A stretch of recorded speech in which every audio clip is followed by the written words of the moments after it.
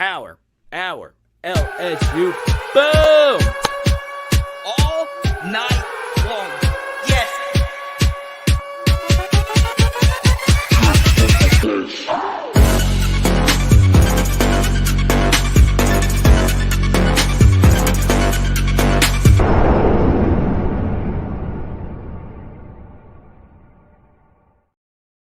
Let's freaking go. We are so close to the start of the season. It's a wonderful night to chat LSU football. You guys know the schedule: Tuesdays, Thursdays, Sundays, 8:15 Central, Wednesdays at 6 p.m. Central, and of course pregame, halftime, and postgame throughout the entire season. And I feel as if Omar Spates today got a major Chips Ahoy, Oreo, Amos, and Andy chip on his shoulder today when he was overlooked for something that I felt he believes he deserves going into this next year. We'll talk about that today. Also, what is something you believe Brian Kelly has to do to overcome some of the deficiencies potentially on this team? I will say Brian Kelly did have a press conference less than, I guess you could say, 2 hours before we actually started this live stream. A lot of you are very worried about Sage Ryan going into this next season because he hasn't lived up to his 5-star potential. I will tell you this: LSU feels comfortable with him at outside corner. You can have your opinion about that, but at this moment in time, I felt as if Brian Kelly wanted to give Sage that confidence because they are going to need him next year in that very interesting and integral role. So we're going to talk about all of that today. Obviously, me and Blake Ruffino are fighting right now over steak, so I am loving that. Obviously, apparently we're going to have a cook-off here. So we got a lot of fun things to talk about tonight. Now, I will say this. I love it when experienced players get a little extra something in their system. And I felt as if today, a guy by the name of Omar Spates feels slighted. Okay? LSU had 11 players on the coaches' preseason All-SEC teams. Now, why is this relevant? Well, it's not so much at quarterback because normally they get the quarterbacks right for first and second team. Skill position offensive guys, they get the guys right. But everywhere else, media and coaches will tend to go with the guys that they knew about before the season. And Omar Spates, this is his first year in the SEC. A lot of coaches might not even know who he is. And he, to me, was the most prominent player left off the All-SEC preseason team. First team, Jaden Daniels, Malik Neighbors, Will Campbell, Mekhi Wingo, Mason Smith, and Harold Perkins. Second team, Mason Taylor, Emory Jones, and the kickoff specialist, Nathan Dybert. And for the third team, Greg Brooks and Slade Roy. So you have a lot of guys on here who has never been named to an all-conference team. Malik Neighbors has, Mekhi Wingo has, Will Campbell has, Harold Perkins has. But everyone else, no, not at all. What did Omar Spates do in the Pac-12? Well, he was a multiple-time all-conference performer. He probably feels some type of way about that. And I want people to understand going into this next year that there is a very non-zero chance that he is the overall most consistent, if not best player on LSU's defense. Now, I think Harold Perkins is better. I believe a Harold Perkins Heisman bet is a smart one at plus 15,000. I think he could be the first defensive player to win the Heisman since Charles Woodson. Now, it would take a few defensive touchdowns and a potential return. That would be obviously very spicy in special teams. But the truth here is Omar Spates is one player on this team, along with Mekhi Wingo, whose role is defined, and at the same time, at their current role, they have produced at an all-conference level. Okay? So I am glad that they slighted Omar Spates, because I feel as if he is going to be extra motivated to prove to each and every one of you that he is a real deal. This is a year 5 player. And look, I'll be honest with you. Transfer linebackers at LSU, it's been a mixed bag in recent years. A very mixed bag. The last couple of seasons, there was a transfer linebacker that was hyped out of control, and they turned out to not be who they were. So there is some mystery around Omar Spates coming over from the Pac-12 to the SEC, where the competition is going to be more difficult. But at the same time, he is going to be surrounded by better pieces. He has never, and I mean never, played with someone as talented as Harold Perkins in his life. Mason Smith, Bakai Wingo. So I am really excited about Omar Spates going into next season. And we just haven't talked a whole lot about him, which I think is kind of weird because it's not a certain thing that he's going to be great going into next year. But I think he will be. At Oregon State, he dyed his hair orange. Bold prediction, by the end of this next season, he will dye his hair purple. Okay? So, truth be told, Mason was all SEC his freshman year. Thank you so much, Dr. Morgan. Was he, let me see, was he all SEC or just all freshman? All SEC. But still, obviously, I'm very bullish on Mason Smith. I bought a bunch of his cards today. I actually got in the mail. But still, point be the same. I didn't mean to overlook Mason Smith. Obviously, I think he's one of the best players on this team. The truth remains the same. The major point, Omar Spates, I think, is going to have a massive season, and it's going to be hard for him to not be LSU's leading tackler by the end of the year. So that's what I wanted to start off with today. I want you to right now in the chat give me what you believe, not what your mom believes or what your dad believes or your girlfriend, wife, boyfriend, whatever. Give me what you believe is the major hurdle that Brian Kelly must cross this season. What concerns you the most? Okay. Apparently, my wife is bringing me an Oreo milkshake, so you can't really beat that. Can't. We got a bunch of Florida Staters in here tonight. Not really a surprise there. Shout out to you. Okay. And I feel as if LSU is in a spot where they could see all 3 levels of the defense get first team all SEC years. Let's hope that is the case. Whole question is up. Omar Spates will lead LSU in tackles. Let me know. Okay. CB says safety depth. There you go. Everybody, welcome CB to the channel. Golden Boot, good to see you. BT, my guy Forbes is in here. My wifey is in here. Hal is in here. Wigo, Tyler, Reggie. I hope you're fighting the good fight, man. Good to see you, Jules. Zach, lots of beautiful people in here today. Okay? Now, we'll do what we always do. We're going to give out a big card tonight. If we hit a hundo in Super Chats, what do you want to give out tonight? Oh, okay. How about this? I don't want to give this one out, but it's a Tuesday. And you guys know I love me some thick running backs. Kenny Hilliard. This is one of the first autographs that Kenny Hilliard has ever given out. Okay. I'm giving this one out if we hit a hundo in Super Chats. Okay. Hundo and Super Chats are giving out a Kenny Hilliard autograph card. Okay. So let's get it. Don't forget, you can join the PHL Patreon. You get all my extra bonus tiers, film studies, grades. I release every single prospect grade from this past year, all on one handy-dandy list.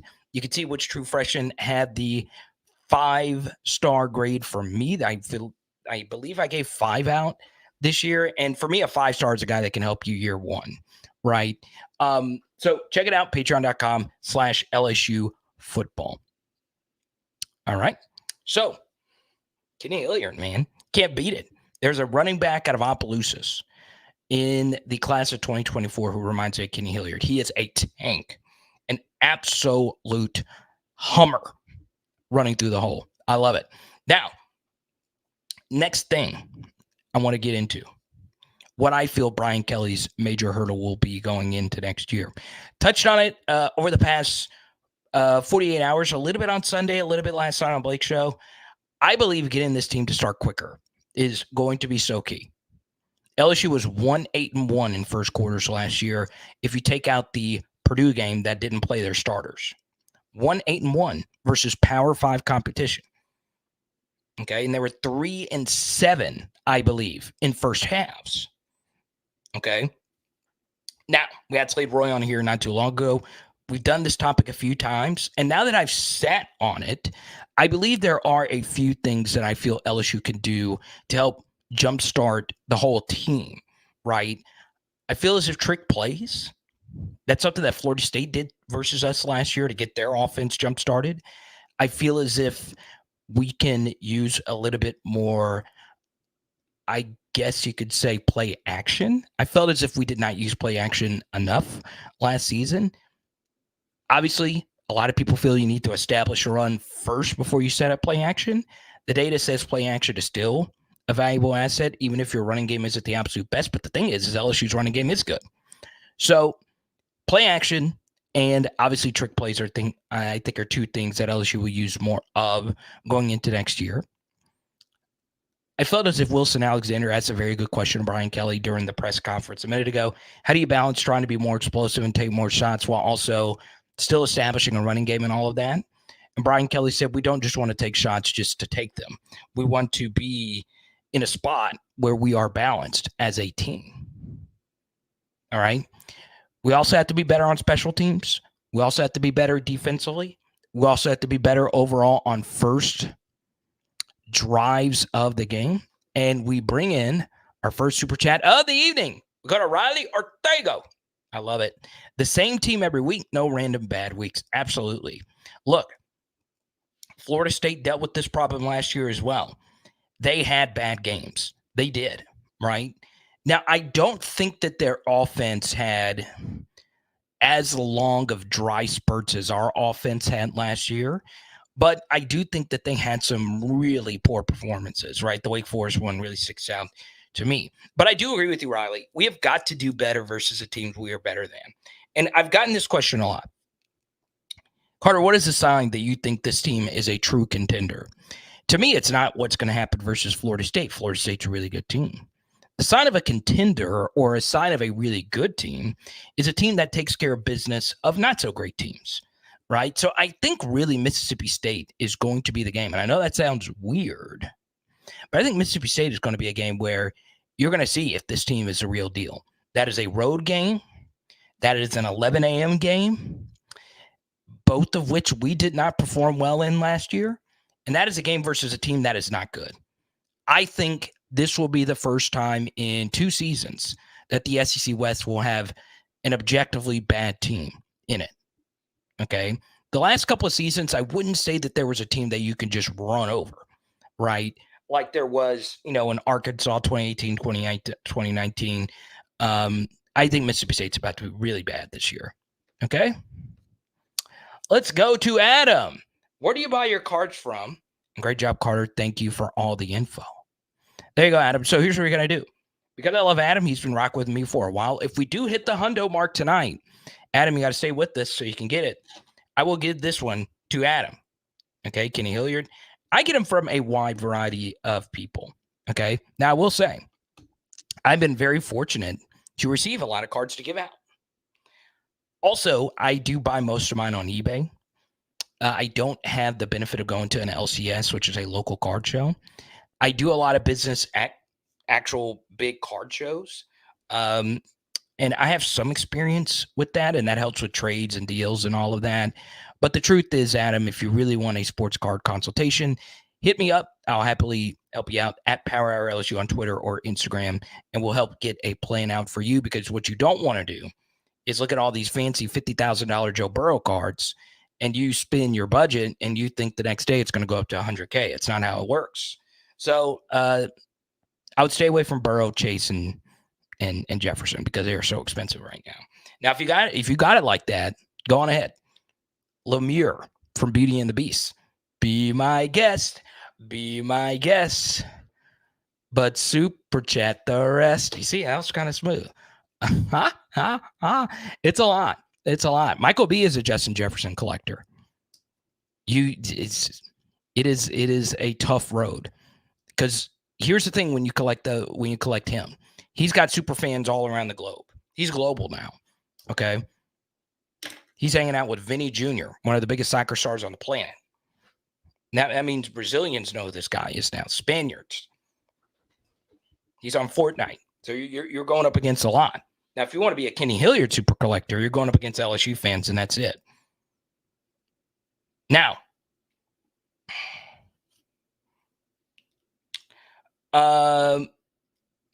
we really threw out some stinkers against Arkansas and Tennessee last year. You're absolutely right. Absolutely right. Paul, what's good, man? So, Paul, I really appreciate the photo you sent me earlier this year. Let me know. I'll post it.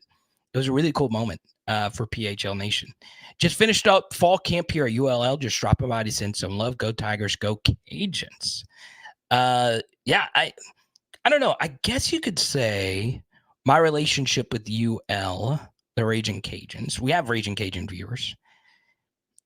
I don't really know how much I actually love UL, right? I didn't spend a lot of time in Lafayette growing up, but I have a lot of friends who do and family that do and still live there. So I cheer for him. I actually reached out to my buddy Seth Lewis, who is an expert on UL Raging Cajun everything.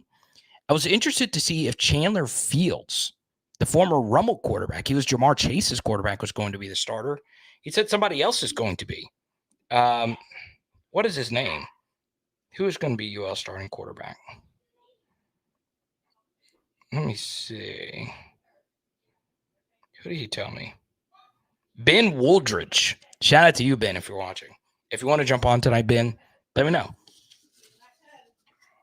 We'll happily chat. All right, come on in. Hey, Ken. Oh, you got me a Manny? You want to say hi, Ken? Hi, everybody. What you got? Your phone's being a little loud.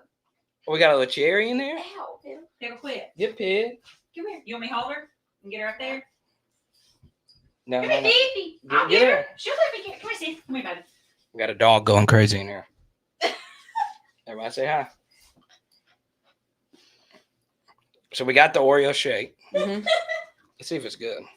I don't care if it's not good. You didn't answer me, so I just. Oh, that's good. That's some good festation in there. Oh my god. All right. We can skedaddle. Okay. Skedaddle. You're actually welcome for the shake. You're welcome. I already said thank you. Oh, did you? Or did I say thank you? I don't think I said thank you now. I don't think you did. All right, bye now. Well, thank you, dear beloved thine. You're welcome, wonderful husband. I don't think I'm ever going to get a shake again. I know, Samuel. I am a little chunky. Soccer me is not here anymore. This is fire. Sonic America's Drive-In, baby.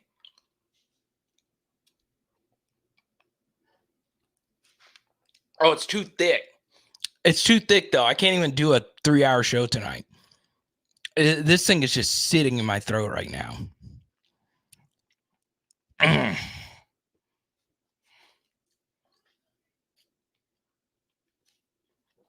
Oh, this is thick. It's good. I feel like I just swallowed like liquefied Popeye's biscuits down my throat. Ask Haley what? Ask her what? What? Hey, what's good, man?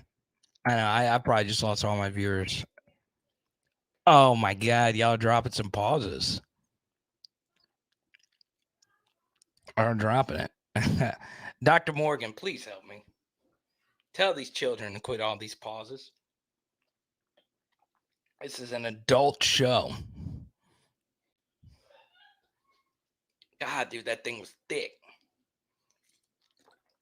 Thick. Thick as a brick.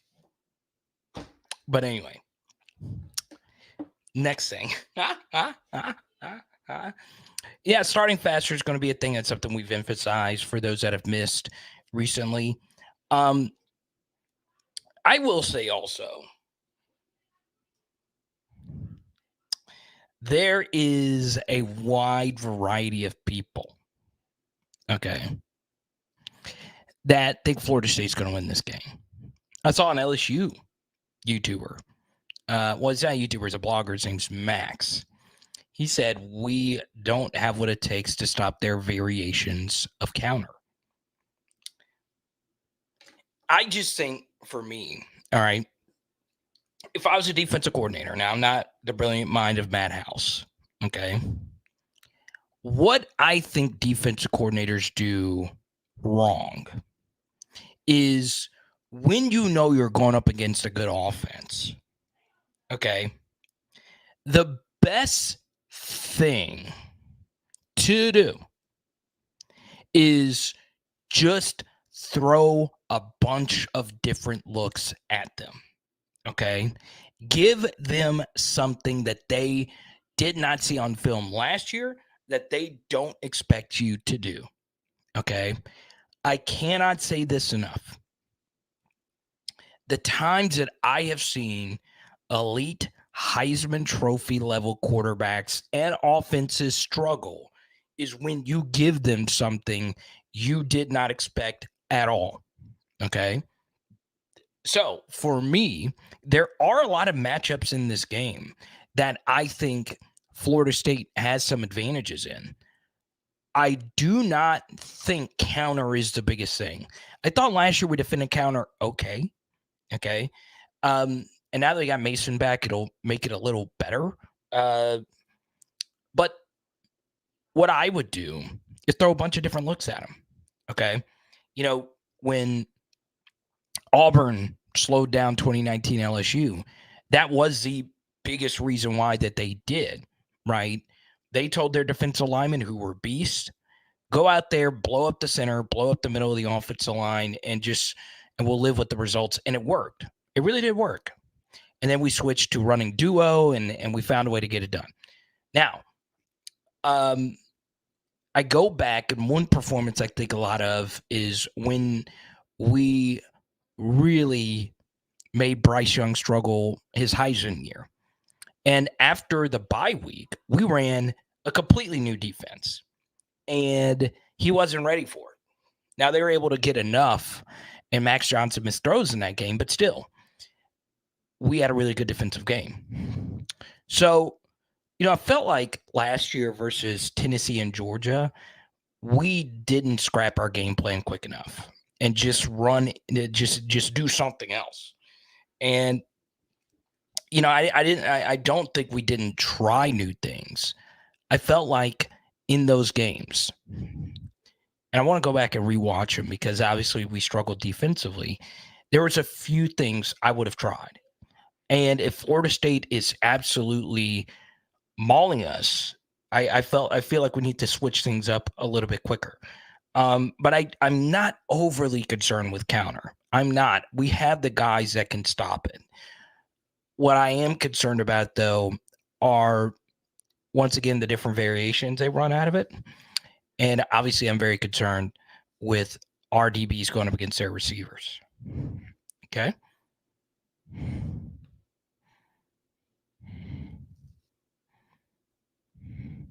So, Jason, good to see you, man.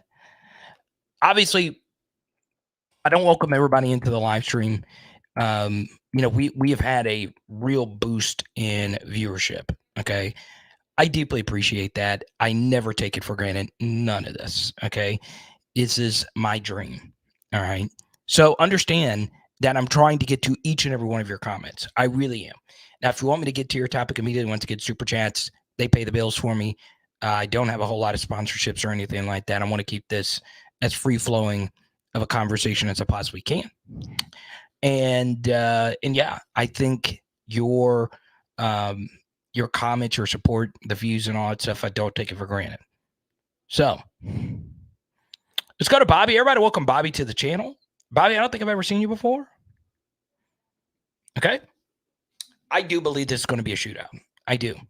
I think this game has a 38-35 kind of feel to it. I really do think so. 31-28, something like that. I could see it. I could see it. Now, obviously, when you think shootouts, you're thinking like you're thinking, you start looking at like some 2019 LSU kind of stuff. It might not get that wild, but I think it could get very, very, very wild. Let's go to Trey. Thank you for the super chat. Carter, do you expect Tigers to run a lot of 12 personnel? I'm so excited about the tight ends. I don't in the first game, because if we're going to run 12 in the first game, that means one true freshman has got to be on the field. And the truth right now, Trey, is I don't think a true freshman is ready to block what Florida State has in their front just yet. Okay.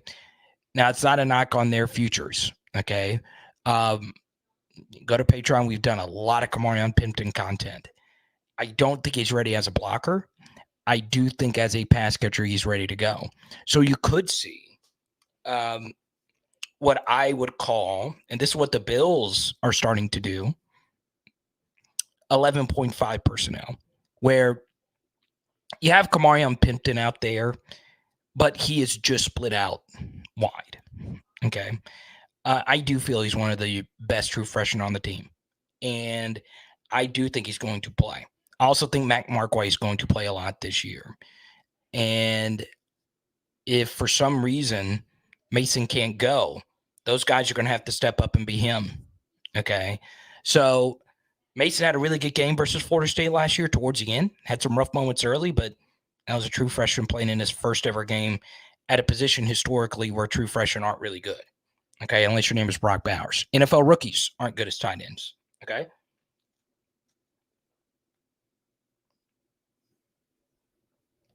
Trying to get enough of this thickness.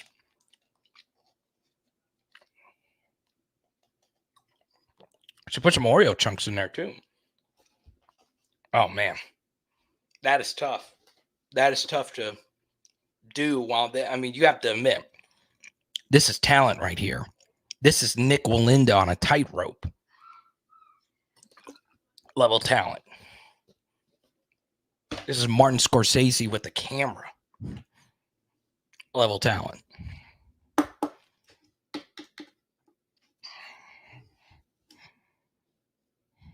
What's up, Jordan?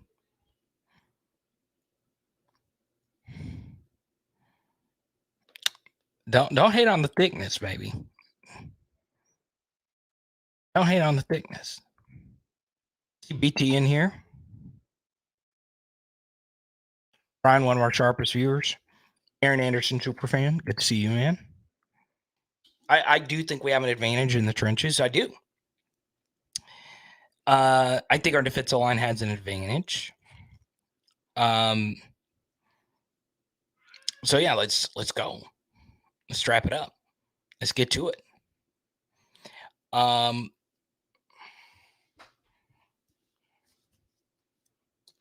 I think one area where we really struggled last year versus him, and I know what was made a lot of was the Jared Verse situation going up against our tackles.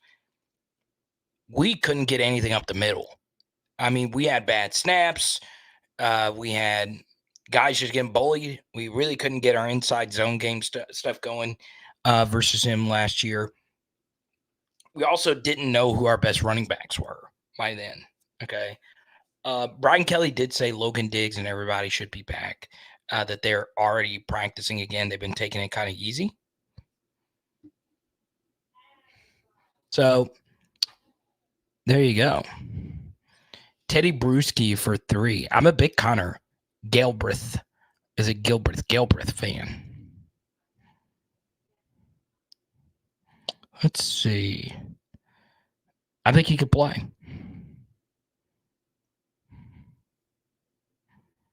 I think he could play.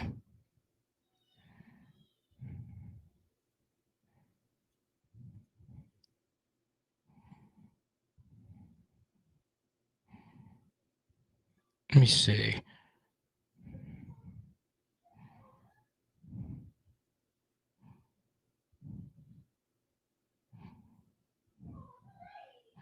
Let's see. Hyper Ninja. I believe LSU will give Florida State problems if our O-line plays well. That was a good message. I got actually right before the live stream. I didn't see it. That said Josh Williams looked fine today.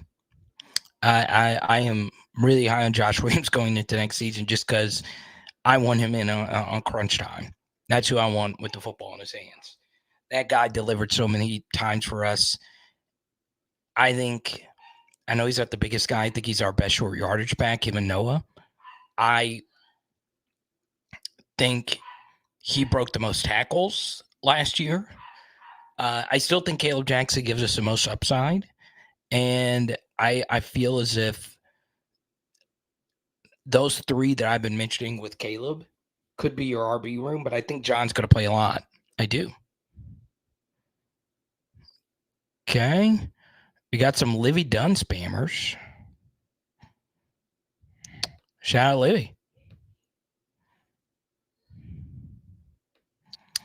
I think LSU Gymnastics should be getting ready to go pretty soon. I follow them. I got their alerts. Now, I know a few of you want to talk about how we could stop their offense. If we open toss, do we take the ball and keep their off the field as much as possible? We've chatted about this because LSU's offense has been ahead of its defense.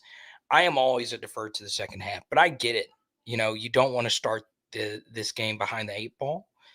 But last year, LSU was just such a better second half team. Florida State was a better team overall getting out of the gates. But, you know, I shared that stat earlier. LSU was 1-8-1 in first quarters last year. The one first quarter they did win was Florida State. They were ahead 3-0. But that's because I think Florida State missed a field goal or something like that. It should have been tied. And they did score the first drive of the second quarter. So it was kind of close that we won that first quarter. And it wasn't by a lot, as you could tell. And last year we had 2 first quarter touchdowns. That's the Purdue game. Bobby, thank you for the super chat. I really appreciate it. Bobby, go right on ahead.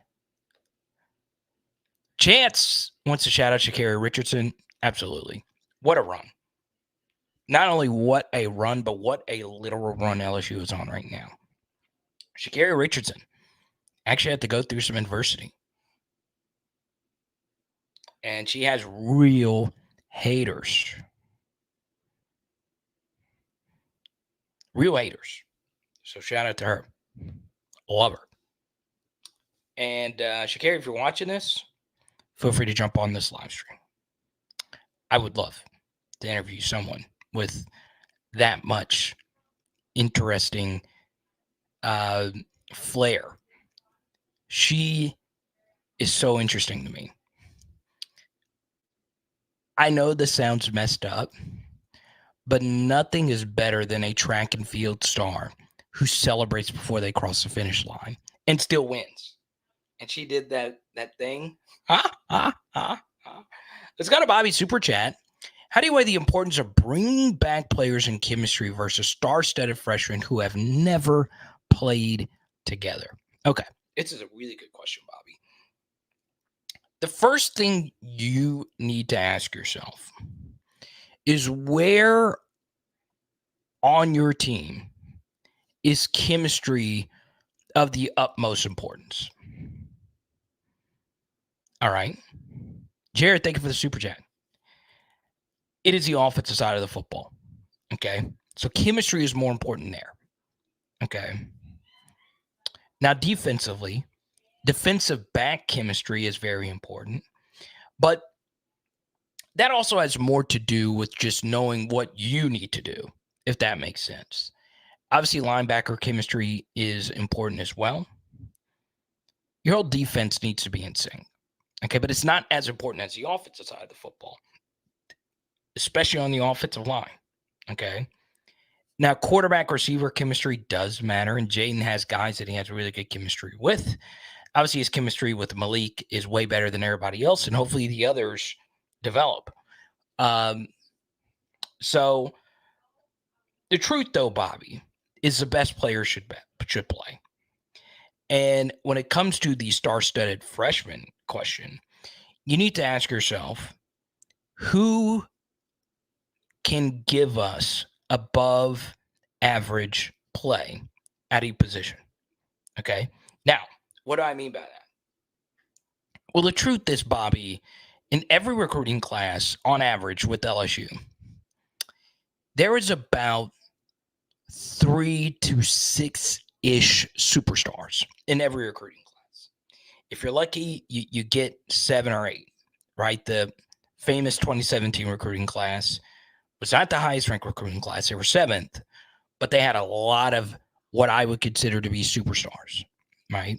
Jets, Queen, Delpit, Clyde Edwards-Helaire, Caleb on Chason, and so on, okay? Neil Farrell eventually turned into someone I would consider that. Now, keyword eventually, but I think he did end up becoming a star his final season. Rarely, though, do you have those guys. Rarely, you're looking at the baseline, just really solid players, right? But when you look at a true freshman, for instance, is he Harold Perkins? Is he Will Campbell? Is he someone that really moves the needle for me? And if you truly believe it, take that risk. Play him. Play him. Okay? Don't you think LSU would have wanted to play Harold Perkins and Emory Jones? Now, I know what a lot of people would say. Well, they weren't available in the spring. And we had no choice but to play Mason Taylor. We didn't have any other scholarship tight ends that were really that good. True. But the truth is, ultimately, in the game of football, you want your best players on the field. And that's true for any sport. You want your best, absolutely, that you want your absolutely best players in there. Okay. What did I take out of the Brian Kelly press conference? I got Sage will be playing corner opposite Zai, looking for Whit Weeks to get a lot of playing time this season. Yeah, so I'll start with Whit Weeks. I'm really high on him. He ended up being, I think, the 7th ranked player for me in this crop of true freshmen. And he barely missed for me being like a day one. I feel really comfortable with him day one kind of guy. His high school tape, I will also say, was the funnest out of anybody in this crop. It is a movie what all this guy did in high school. I'm serious. It is top 10 high school highlight tapes I've ever seen of any LSU player that joined. Now, that doesn't mean that they're going to be great, okay? What that tells you, though, is he was entertaining as hell. There's kickoff returns. There's pass deflections. There were sacks. There was him playing tight end. There was him playing running back, him being a lead blocker, him selling popcorn, him selling insurance, him doing the halftime show, him being the drum major. It was all those things. And I love that. I love it. I think he's really good. Now,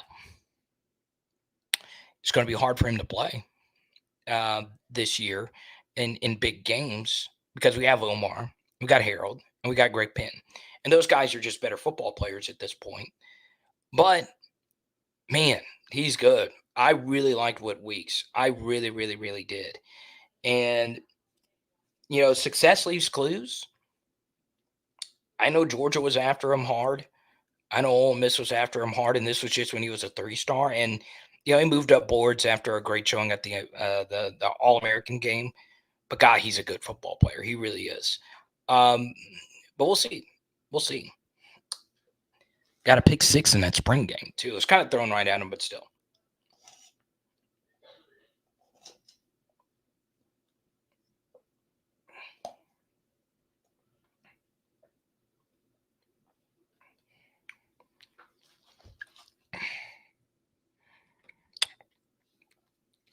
I disagree with this wholeheartedly. That's a really good thing. Why is that? Well, number one, that lets you know that guy has far more gas left in the tank. If you're telling me I get true freshman level starter playing and I can pencil this guy in being a good player not only this year, I could pencil this guy being a good player for me for the next 2 years after this. Then that allows me to manage my roster a lot better. And who's to say if the guys that are backing him up aren't bad themselves? Okay, let's just say for some reason Caleb Jackson is him. Okay, I think he is. I do. And this is not a few scrimmage runs. Me just saying that just because it's a few scrimmage runs that he broke off. No, anyone that's been a fan of this channel knows that we are huge Caleb Jackson people. So let's say he is so much better than everybody, and you got to give him 10, 15 touches. That's a good thing. Now, you're telling me I got freaking Josh Williams as my number 2 guy? Logan Diggs is my number 2 guy?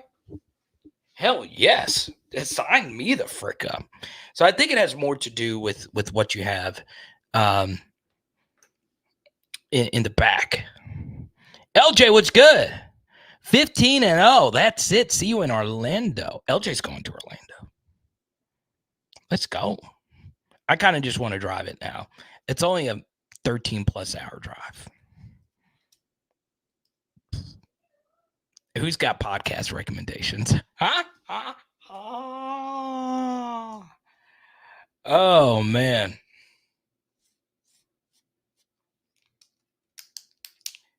LJ, any topic under the sun, I will answer for you. Shout out to LJ. Shout out to the wife. Shout out to the whole crew. LJ, I know you're going to be at the Arkansas game this year, so I will meet you there. You got to be. Roulette O wants to really stir the pot here with some Nuss Bus chatter. I'm not going to start a Nuss Bus chatter tonight. Okay? It's just, it's too much. I don't want, the vibes are good here tonight. The vibes are too good. Okay?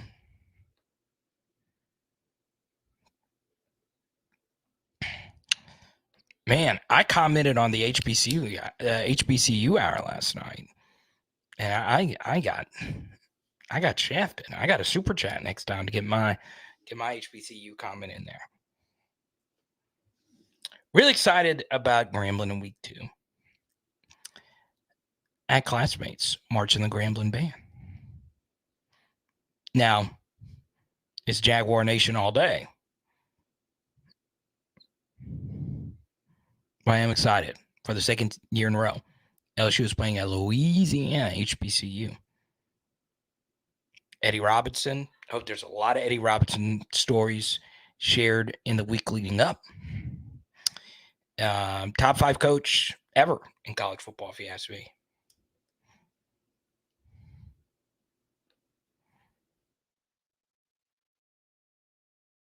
Yeah, we're not going to start on us bus thing tonight. And I know what a lot of you are going to say. It's guys you hate them. Then why is someone that knows them really well, why do I talk to that person almost every day? I love me some Gary Nussmeyer. I do. I have I mean, I'm telling you, I have a ton of his cards. A ton. Everybody, welcome to the channel. September 9th. Baton Rouge will be packed. I hope we're ready for it. That's a short week after what's going to be an emotional game in Orlando, nighttime. So we're going to be getting back late.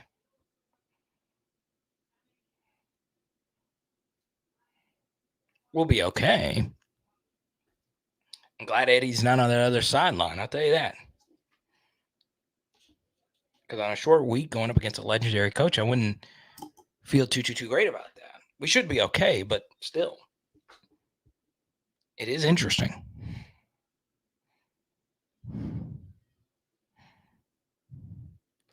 I am. I'll be there. Hey, don't hate on KJ, man. I'll hate on KJ for that week. But I just don't understand how you can hate on KJ Jefferson. This is a guy, by the way, who has to carry an entire freaking program on his back. Arkansas is a 3-win program at the loss of Missouri State if he is not their quarterback. I just appreciate greatness. I do. I don't know how you can hate on greatness.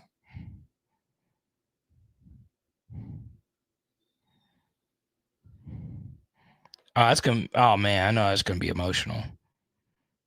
That's crazy.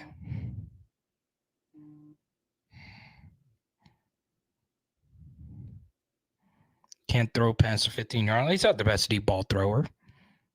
But then again, I think his shoulder was basically out of commission. I mean, everything on him was broken. But I'm telling you right now,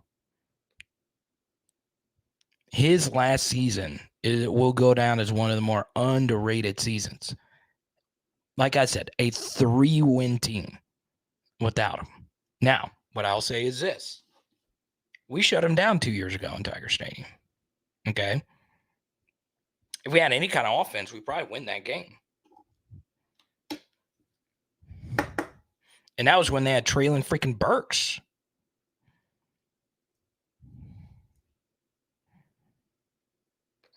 I do. Actually, today, this just came in the mail. So, I bought Mason Smith card right here. Obviously, I'm buying a lot of Mason Smith cards right now. So, if you have any, let me know. I got a few more back here as well. And these 3 came in as a part of a bulk deal. The same card with KJ. And I'm giving these out on the SEC channel. But yeah, I like KJ. There's players for other SEC teams I like. I freaking love David Pollock. As a young pass rusher, I looked at David Pollock's stuff. I think we all have SEC players for other teams that we just like.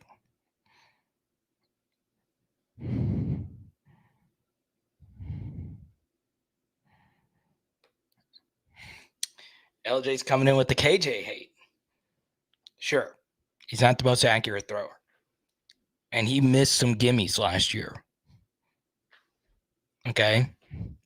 The issue, though, is when you're a quarterback and you've got to play freaking perfect at all times, you tend to lose your fundamentals just a little bit, right?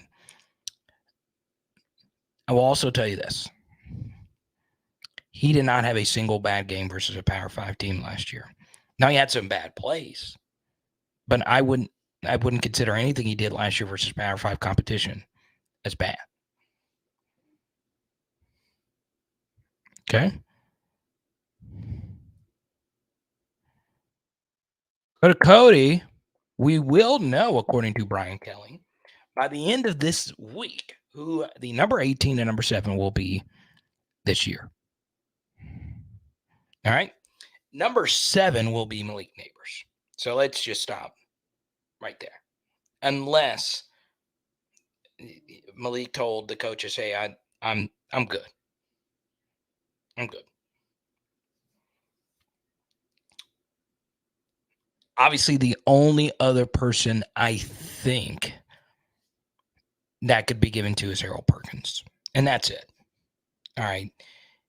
I feel the number 7 uniform needs to be on someone that isn't a college superstar, but is a future NFL Pro Bowler.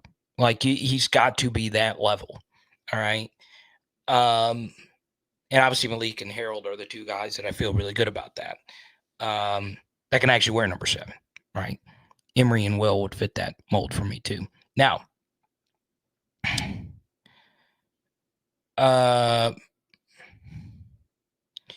number 18 is tough. Okay. Um, I I don't think it's Jaden. I saw someone mention Jaden in here. I think it was Grant. I think Josh could be number 18, but I think it's going to be Wingo. I do. I think you could get 2 number 18s as well this year. And normally LSU has 2 number 18s. I think 4 of the 5 previous years they had 2 number 18s. And last year it was just BJ. So yeah, I think number 18 will be Wingo. There could be a wide range of people though, right? Now, there are some that feel number 18 should just go to a guy from Louisiana. And if you are of that thought process, then I would give it to Will Campbell, like they did with Lloyd Cushenberry. I'd give it to him. There's a lot of different people. Okay. But that isn't a prerequisite, right? Chris Curry was from Florida and they gave him number 18. Okay. So, I think that's who it should be. So there you go. Now, here's what we're going to do. I want to chat one thing regarding a study I'm doing on the SEC channel about Auburn. Okay. But if you've not done so already, please support the Power Hour LSU merch shop. Okay. T-shirts, once again, if you get 4 shirts, I'll send you a Joe Burrow card, no questions asked. We got tumblers, mugs, posters. We got a PHL mug club going on. Okay. There you go. 4 shirts, hundo, PHL. Get to it. And this is a link. Something else. If you are a Facebooker, I prefer all my viewers be on YouTube. That's just me. I'm trying to grow the PHL Facebook page. If you guys know LSU groups, I think that's how you grow on Facebook. Share the live streams on Facebook groups and all that stuff, or on your personal page. Just go to the Power Hour LSU Facebook page, click share, and you can come back to the YouTube interface. That also helps, right? I'm also on Twitter, all that good stuff, but I like to keep it a hundo on YouTube. Okay.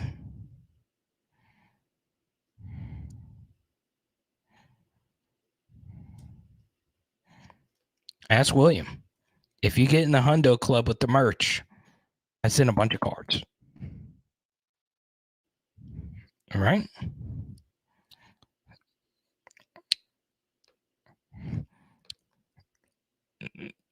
Jordan, if you drop a hundo super chat, I will do for the rest of this stream an ASMR shake.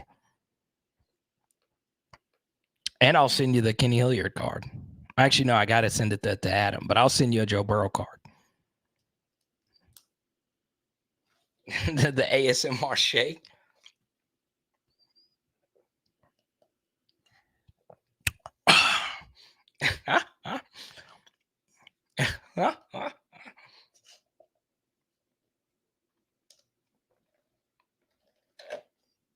It's just fire. The only issue is I can't get these Oreo chunks. Let's see. Here we go. Look at that. Don't want those Oreo chunks. Let's go. Oh, we're going to Duvix the night before? Let's go. I'm down for Duvix. We should do a Zippy's Duvix back to back. Just walk right across the street. Now, we would need to walk together because that road can get crazy. But I haven't been to Duvix since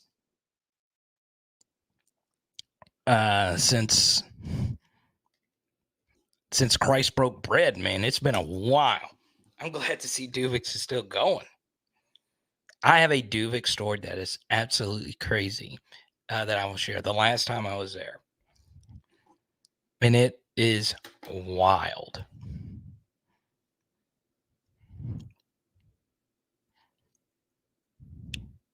Cole, I hope you're feeling better. The Florida documentary came out. Absolutely, it did.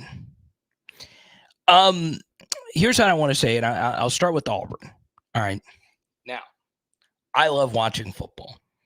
I wish I could just get paid to break down football clips. I will say this. The powers that be in the world of college football, and I swear to you, I truly do believe this. Okay. If you are watching and you're president of a major university, you will get every single person to shut up about college football realignment if you make all 22 available to college football fans, like they do in the NFL and like they do in freaking high school. Okay? Show the all 22. Make it available so fans can have a better understanding of the game of football. Okay? Second thing, all right, is I love analyzing football. I like looking at every last little thing. And once again, you will never know 110% any player's role on any team if you don't know the play call and if you don't know how it's coached. That's the hard thing about it. Basketball, you have a good idea. Baseball, you got a good idea. How to universally run pretty much everything. Football, nah. It's impossible. Impossible. Okay? But I decided to do a full deep dive on Peyton Thorne for a few reasons. The first is he is interesting as a player. The second thing is the Auburn game is becoming a little bit more tricky for me as an LSU fan. I've shared before the data that backs up that might be a day game, which obviously I don't want. That's a home game for us. And Hugh Freeze teams are just tricky. They're really tricky. So I said, look, let me go see if Peyton Thorne could be somebody, because I've constantly told you guys that the quarterbacks in the SEC have regressed. And Auburn is probably one of the few schools that have objectively an upgrade at quarterback that we play this year in the SEC. Now, come to find out, I was watching Peyton Thorne. I was charting, looking at throws that I liked, throws that I didn't. I saw him turn the wrong way a few times on handoffs, fumbles, whatever. But the one thing that's interesting, I go back to a football commentator by the name of Mina Kimes. Okay. She is an ESPN commentator. She is awesome. I've only spoken to her once via email. Love her. One of my dream guests here on PHL. She is really great. And she had something very interesting. She watches film really well. And she was watching Bryce Young. And this happens to me a lot as well. She was watching Bryce Young. And then she quit watching Bryce Young because someone else kept flashing on the film. And that player was Harold Perkins. This happens a lot when you're watching tape. You're focused on watching somebody. And you're like, who the hell is this? Okay.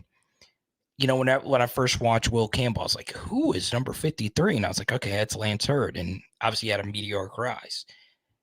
The guy that did that for me was Keon Coleman, the really talented wide receiver out of Opelousas. And he very well could be Florida State's best player on their team. Okay, now I know everybody that's a Seminole fan would disagree, but gosh darn it, he was the Michigan State offense. They were just chunking the football up to him. A lot of Peyton Thorne's throws last year were just, well, F it, Keon down there somewhere. Dear freaking Lord, he's good. Now, I know it sucks as Louisiana natives that we don't have him. Can't really blame the coaching staff. They took the two top 100 guys, BTJ and Chris Hilton, and the other two receivers they took was Jack Besh and Malik Neighbors. And we were very lucky that Malik was a part of our our class. Keon was kind of the odd man out. And he's good. Now, Malik is better than Keon Coleman. I will slam the table saying that. Because Keon doesn't have the same yak ability as Malik Neighbors. Not even close, to be honest. But gosh darn it, we better be ready. Okay. I think Keon's really good. And I would be shocked if he's not like a top 4 round draft pick next year. Zach, thank you for the super chat. I really appreciate it. I'm sorry we did not link up in Chicago. I think I called you while I was there, and I was like, God, I don't know. Because I wanted to meet the Cajun Cardboard guys in Baton Rouge. Pretty historic Michael Jordan collector. Lives in Baton Rouge, Louisiana. I love it. My guy, do you feel comfortable enough to say that you feel better about Zion Deuce outside than you did for JCB and Mekhi Gardner at this time last year? Very good question. And the answer is no. All right. I like Mekhi Gardner a lot. He is a long corner. His Raging Cajun tape was really good. And I was very on the record saying I like Jarek a lot. Now, Jarek at Oklahoma State did have a tendency to get beat by true burners because Jarek is not, the top end speed kind of player. But gosh darn it, we lose the Alabama game if he's not on our team. He really turned out to be a glue guy and more. And I hope it works out for him in the NFL. I was shocked he didn't get a combine invite. He killed it at the LSU Pro Day. And I hope everything works out for him. I don't feel as comfortable with these two as I did those two because I like those two better than these two. Now, that doesn't mean Zion Deuce can't get it done. They very well could. I think Sage is going to play a lot of outside corner for us this year. I do think that could be a development looking into next year. I know that doesn't make a lot of you feel comfortable at this point, and that's okay. That's okay. Sometimes you just got to, take that leap of faith.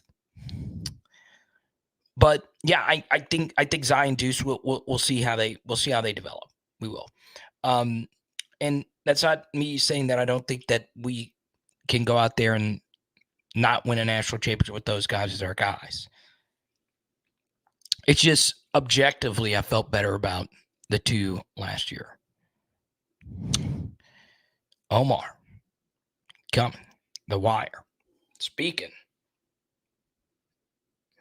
of The Wire, it came down to the wire last night between Baltimore and Washington. You see what I did there? The Wire said in Baltimore, came down to the wire. Little dad joke for you there. I will say that was some of the most fun I've ever had watching a preseason game with the 24-game win streak on the line. Shout out to Sam Howell. TJ, I think he's going to play there. I do. Thank you for the super chat, by the way. I think he will play there. I also think, for me,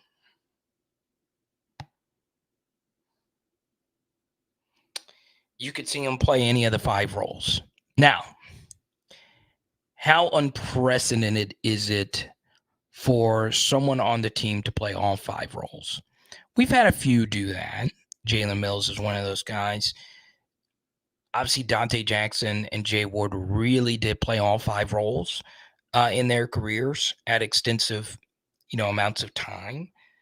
With Sage, I think he should try him an outside corner. Athletically, he's got what it takes to be an outside corner. He's got the speed. He's got some ball skills.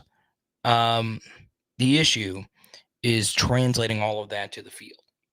And I think historically, LSU has never had a 5-star DB in the past decade not work or not give you very, very good play at some point.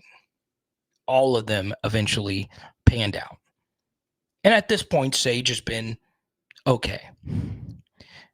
But if you believe in history and you believe in the recruiting rankings, sometimes they are accurate. A lot of times they are accurate. And you just hope it works itself out. Okay? Now, always with Sage, you worry about injuries. That has just been, what's held him back basically his whole career. at this point.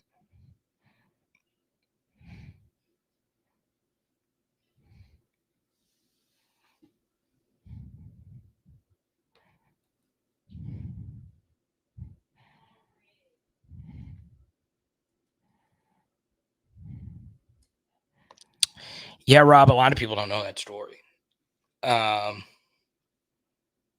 So Tebow's number got out, and LSU fans filled his voicemail box. Okay, so he did this thing, and it was that.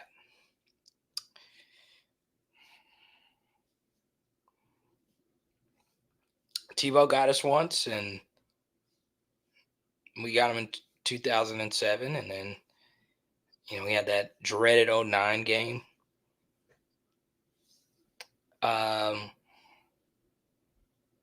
But yeah,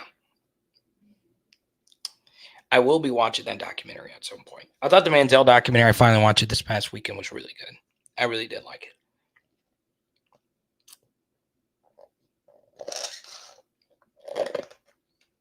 They did leave a certain 2 games out of that, though. I don't remember which 2 games they left out of that documentary. I thought it was also weird. Like, Mike Evans wasn't interviewed. Mike Evans wasn't interviewed. Ryan Swope wasn't interviewed. Christian Michael. They didn't interview any of his actual teammates,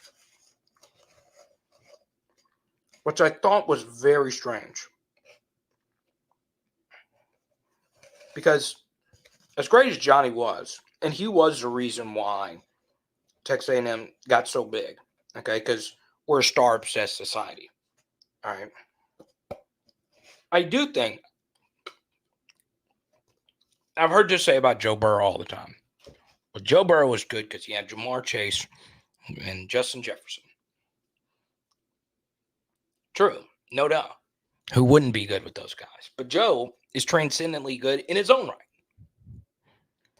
But the one thing no one ever mentions about Johnny Manziel is he had Mike Evans, Ryan Swope, Christian Michael, a beast offensive line, Kevin Sumlin, and freaking Cliff Kingsbury.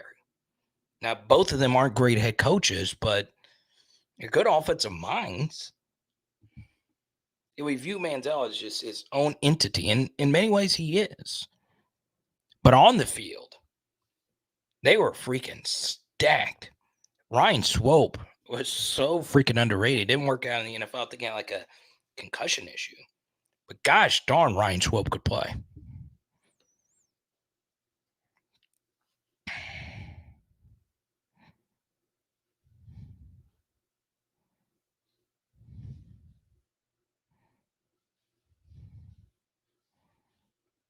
Oh, good. Yeah. Oh, shout out Miss Rose. Y'all know Miss Rose? You called him? You called him? I think Deuce is going to play a lot.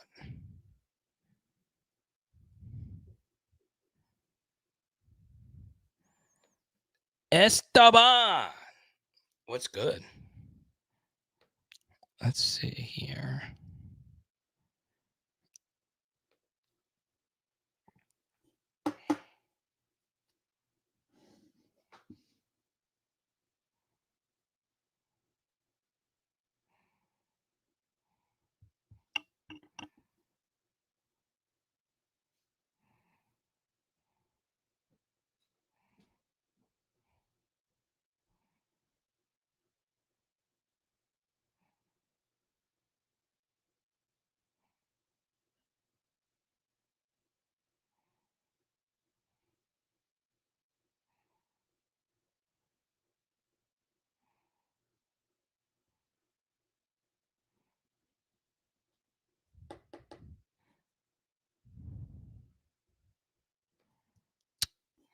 I think 8-4 is a good season for him. I mean, their win total's at 7.5. I will say this, Roger, about the Jimbo era. one thing that's kind of undersold about the Jimbo failures up to this point is Texas A&M schedules are way easier than all the other West schedules. Okay. And I won't, way is kind of strong, but if you are looking towards the future of the SEC, one thing that it's not talked about enough, okay, is there are not, and I mean not, enough made about the cross-division rival rule in the SEC. I think you cannot compare any coaches at any schools in the SEC by their win and loss record alone. I think you could do that in the NFL. I think you could do that in other sports as well. But you can't really do that in the SEC when every year one of the teams in your own division plays a team unique to just them and one other school in your division, if that makes sense. So Texas A&M had South Carolina. And remember, Jimbo he missed the Spurrier South Carolina teams. He got the Muschamp South Carolina teams. Bad teams. Poorly coached teams. Unimaginative teams. Where LSU has Florida. Alabama did catch some bad Tennessee teams, but Alabama's Alabama. Auburn has Georgia. So I would see this all the time when people would compare Jimbo to Gus. Can't do that. You can't do that at all. Jimbo was like undefeated versus South Carolina. And I think South Carolina beat him last year. And Gus never beat Georgia. Well, no, he did. He had that crazy catch game. But still, the thing about A&M is they have had it easier than most teams in the West. And they have still disappointed and underachieved. And I would say 75 to 80% of it is Jimbo Fisher. Okay. And the one quality I want out of a head coach, and this is just one quality I want out of every coach. I want somebody that doesn't need to be the smartest guy in the room at all times. Scott Woodward's done a really good job about that. Kim Mulkey, big ego. She's a Hall of Famer. But she's humble enough to refer to her other coaches for game plans, right? Bob Starkey is famous for creating the game plan for Caitlin Clark, to where Kevin Garnett went out of his way to tweet out, hey, whoever did the scatter report, kudos to them. But Jimbo's got to be everybody. Jimbo's got to be the play caller. Jimbo's got to be this. He's got to be that.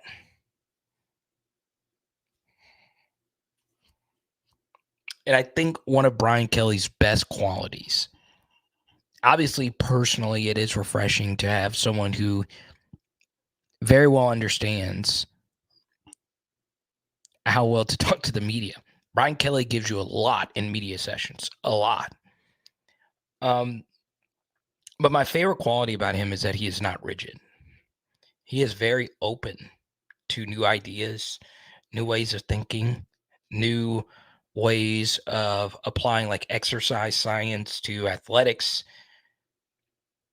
He's not caught in his ways, which is rare for a 60-year-old coach who came over from a school that is very much archaic.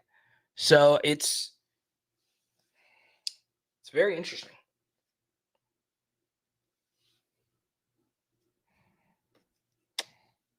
Here's a good question. Would a repeat of last season be considered a success? No. Now, it just depends on your definition of repeat, Cody. If you're saying just simply on the surface, a repeat of losing to Georgia in the SEC championship game, would that be considered a success? Well, yes, if we only lose to Georgia. if Georgia is the only team that beats us in all of next season, we're probably still getting in the playoff if we're on the table and lose to them. So if you're looking at it from like just a pure macro viewpoint, yeah. But from how they actually played last year, Cody, you just cannot field the same team as you did last year. A team, like we said earlier, that struggled to get to fast starts. A team that squirted through some victories against teams that were inferior. Teams that started a guy who is an SEC level backup.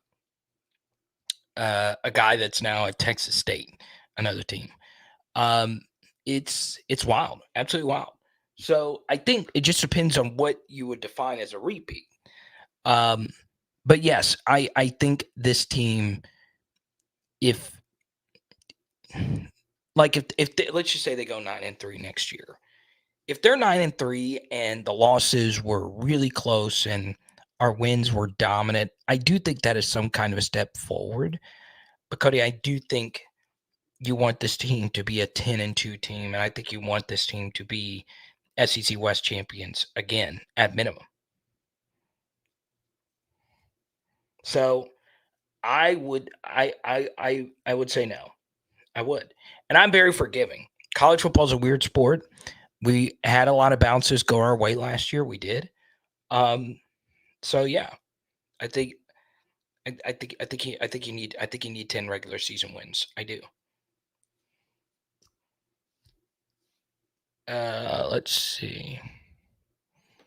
Here's Esteban.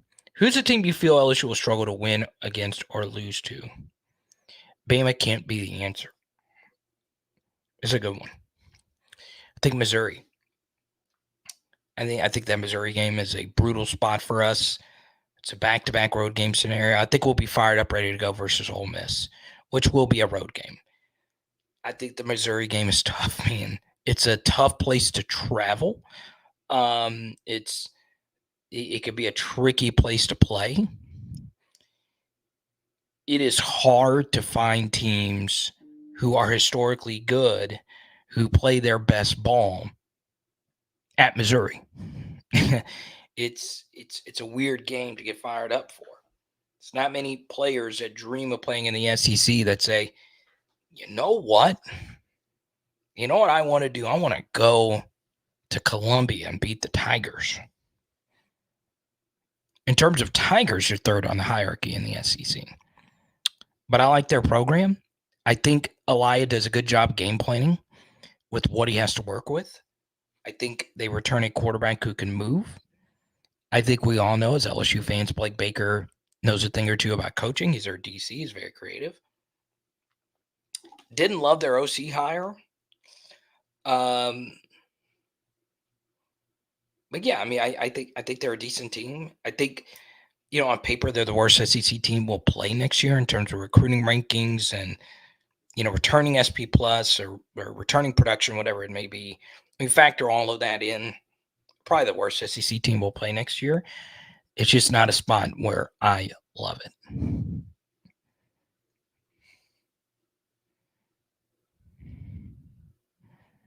Hunter, good to see you, man. Hey, great minds think alike, man. I did a whole video just on that game months ago. It's a tough spot. Okay. And I'll give you the stat again. This is a PHL stat. We're the first. I can't say definitively we're the first person, but I bet this a few times actually, and it worked out. Okay. It's hard to win back-to-back road games. There are 3 teams since 2018, excluding 2020, which doesn't count. There wasn't a crowd. Okay. Only 3 teams have successfully won back-to-back road games in 40 tries since 2018. It was a 2018 Florida Gator squad that had Kyle Pitts, Kadarius Toney. They were loaded. Okay. 2019 LSU and 2022 Georgia. 2 of the best teams of all time. Okay. So it's hard to win both of those games. It's hard. And another stat, is LSU was the only team in the SEC last year that did not have to play a back-to-back road game outside of Missouri. Missouri avoided it, but they were supposed to. They actually backed out of a back-to-back to start the season. And that was smart because they were going to play Middle Tennessee the first week of the season. They were good. They actually went on the road and beat some Power 5 teams last year. We were the only team. Now, we in theory ended up doing it because we played Texas A&M and Georgia in back-to-back games, and we didn't play well in either one of those games. All right. So it's hard. It's so hard.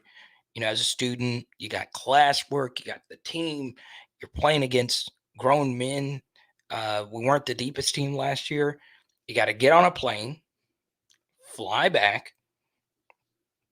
You're getting back in at 2 a.m, do all your classwork, all that crap, and you're getting ready to game plan, and you're back on a plane again. It's a lot. It's a lot. And also keep in mind, you play an uneven amount of home and road games anyway. So you're not really playing. You play 5 games a year away from home. Football is a sport that makes the most money. It's also the sport by far out of pretty much at any level, that travels the least. So it's hard, man. It is hard to get on the road and play well. It is hard. Here's a good point right here by Dr. Morgan. Mizzou should have won that game. And I know a lot of people say, well, they should have, when the truth is they should have. They missed a touchdown early in that game. They had to settle for a field goal. Georgia had an amazing touchdown saving tackle at like the 2 that prevented another touchdown. And, if they didn't have Stetson and an experienced team, they lose that game. Okay, it's so hard to go on the road and play. And it's not even a them thing. It's not really a Missouri thing. Okay? It's hard to go on the road, man.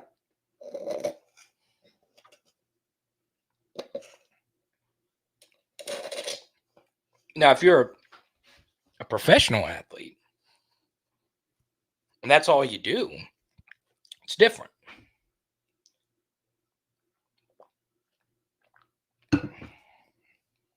Now, these kids have class. Just think about that. And I know some of you travel a lot for work. How many times in your life have you taken back-to-back plane trips and within the same week and land, walk into a building of 100,000 people, 50 to 100K, depending on where you are, and have to play a game at 21 miles per hour at all times? It's hard. It's really hard.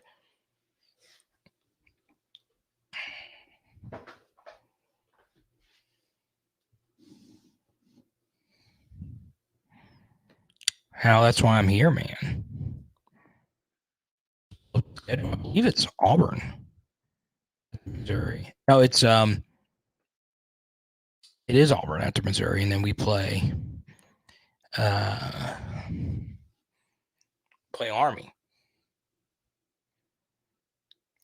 So yeah, it's just a tough stretch of games right there. Arkansas, Ole Miss, Missouri, Auburn. I mean, we're way more talented than those teams. But all those teams have really good coaches. And in particular, Ole Miss and Auburn, they're really good between the headset too.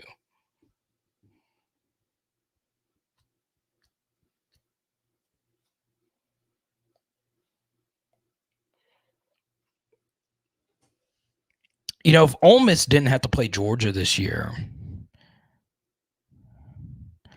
it's I would feel a lot better about them as a potential West threat. I mean, Tracy, what's good? And this live stream has been a lot of fun. I got to be real. Sunday was one for the books.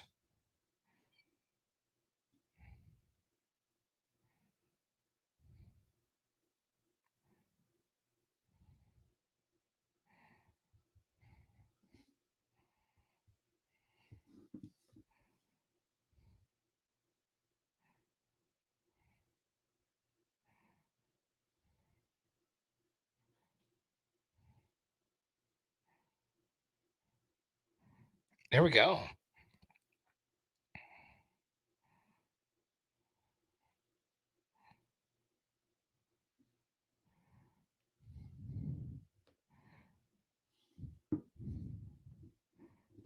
Danny wants. I love it when we get super chats at the end about other CFB stuff. I love it. I freaking love me some Danny girl. And that actually gets us about 20 away from giving out the Kenny Hilliard card to Adam. We're about 20 away in a super chat to hit the hundo mark.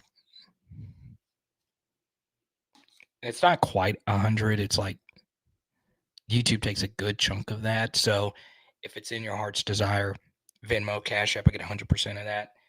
But super chatting's great too. I'll take it.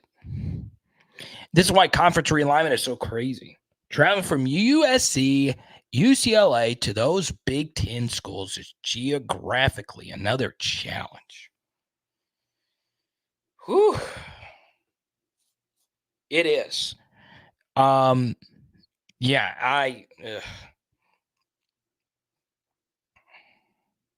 yeah, Dr. Morgan got us there. Congratulations. Thank you. I can always count on the ladies at PHL. I appreciate you guys so freaking much. So congratulations, Adam. You got yourself. I want everybody, no matter where you are right now. It's yours, Adam. Congratulations. Adam, you better say hi to Dr. Morgan and Danny getting you there. I want everybody right now to whatever you're doing. Just stop what you're doing right now. No ceilings. Just do it. Kenny Hilliard. That is an all-time great celebration. No ceilings. Congrats, Adam. It's going to you, man. I think you just follow me on Instagram or Twitter. Just shoot me a DM with your address, and I will get this out first thing in the morning, man. Congrats. There you go. That's nice. Yeah, Danny, I hate it. I really do. Like I can't. I can't stand it. I really can't. Like, man, I hate that the Pac-12's gone. Pac-12 After Dark is a godsend for someone like me that loves college football so much. That doesn't mean football on the West Coast is dead per se. But yeah, I will say that, there are some benefits to, the two super conferencing or whatever, but there's not a whole lot of them. I hate this. I hate this for the non-revenue sports. And this is kind of along the lines of the point that we made a minute ago. Like, I wish one thing people could understand about the football and everything else kind of stuff. All right. The point doesn't need to be made a gazillion times that football pays for everything else. Everybody knows that. And football players should be given their share of the pie. And football deserves, everything first. Football. But the one thing people get wrong about football is it is by far the most unique game of any of the collegiate sports that you play. Like we said a minute ago, football never travels. They never travel. And when they do, it's first class. It's first class. The most resources are devoted to football. You're only traveling on the weekend, sometimes Thursday. If it's a bowl game, it's during your Christmas break. But all these other sports, they travel. Okay? the truth, all right, the truth is not many sports travel like that. Okay. I mean, football doesn't travel like all the other sports, excuse me. It is unlike anything else. So, what I would do with the conference realignment, if there was some way that the conference realignment would happen to football, but everything else were to remain the same, that would make sense. But, as with everything, this is how it is, even in professional sports. If every last thing you do is all about generating the highest amount of money you can for your school, you, in many ways, are always going to have someone left out.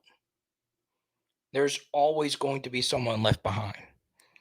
And I won't get into this diatribe again. I won't. Especially this close to the season. Okay. But in soccer, they stopped the Super League for a reason. All right. And if you want to know more about that, uh, Google it. All right.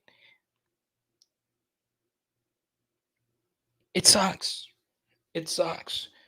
Like college football was unique. It was regional. All right. Now there are some benefits of making college football a more national sport. But I'm telling you right now, as someone who looks at YouTube analytics, especially really hard over this past year, I used to think that there would be some way that college football can catch the NFL. No way. I used to think that. No way. And I think you're chasing something that's just not going to be caught, if you ask me. So, I hate it. I really, really, really do.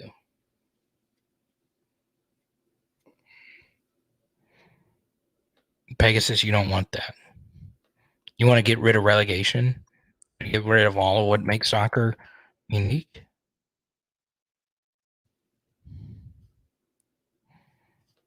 So, what's the story behind this, PT? I guess I could just Google it after it. LB, so be it. At this point, so be it.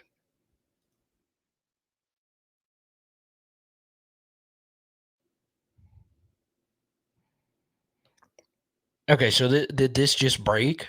So we don't know the details?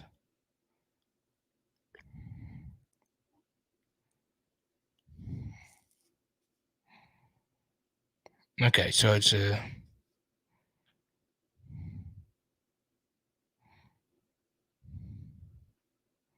Hunter.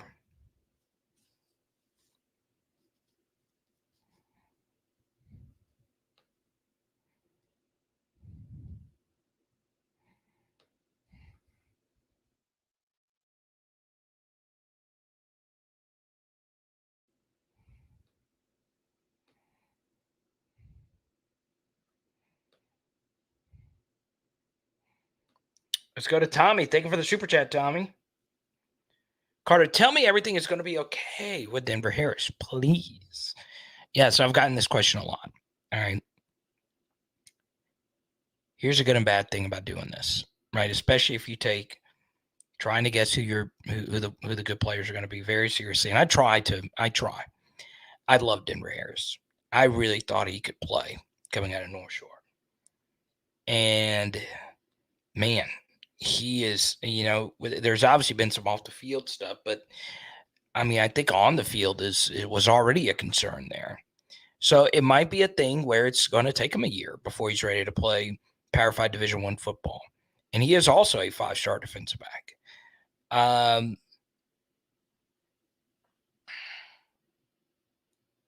So I hope everything's okay, Tommy. I really do. I think Denver has the tools to do something really great.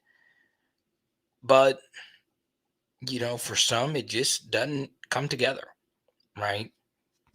And there's a lot of different reasons why those things can happen.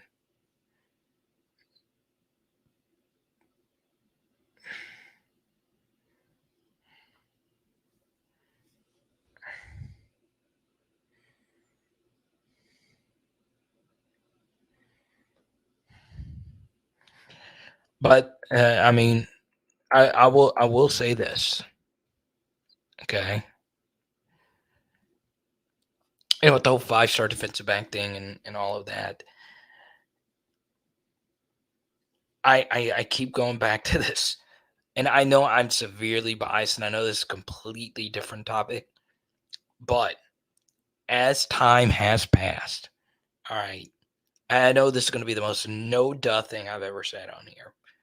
But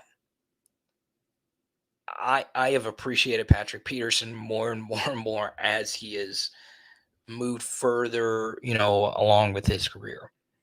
That guy just did so much for this team. He just set a standard. DBU, there was Corey Webster and a lot of other great ones. But like the kind of modern era part of it was Patrick Peterson, just him being there. I loved him so freaking much. I really did. And this dude did everything the right way. Was a hard worker. And, like exceeded expectations. And the wide receivers he went up against, during this time there was just, it was murderer's row. God, I loved him. I loved him so much. I wish everyone was like him. But it's hard, man.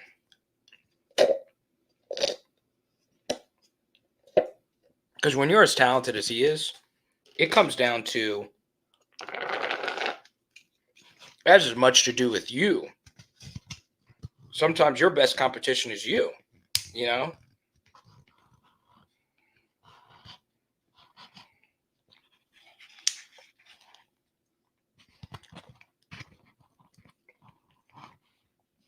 I love that guy, man.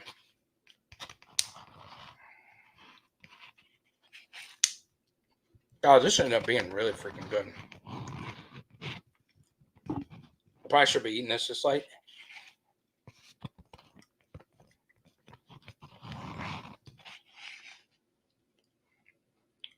Oh, that was a cherry.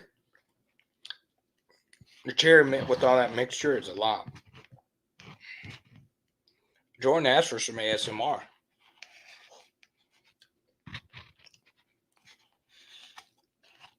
Now, Tommy, to your point,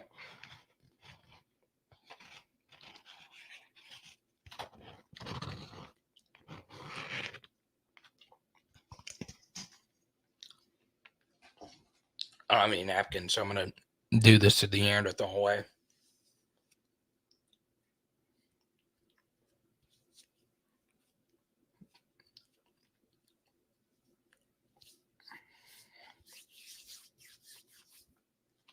Normally, what can be said?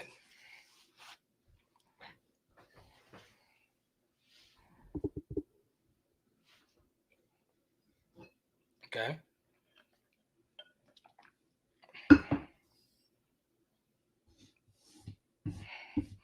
Is, well, if he's not good this year, at least he's young.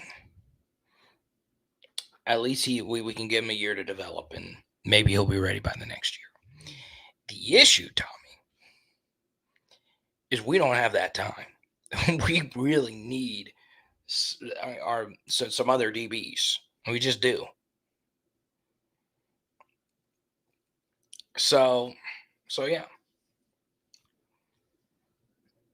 Edward O, who promised me he was going to send me some cards to give away on this channel. I shall not ever forget that. He then says,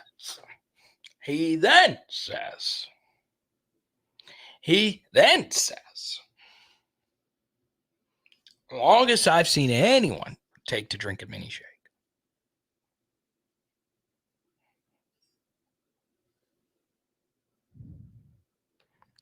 Lando, have a great night, Carter. I did have another name watching you in here.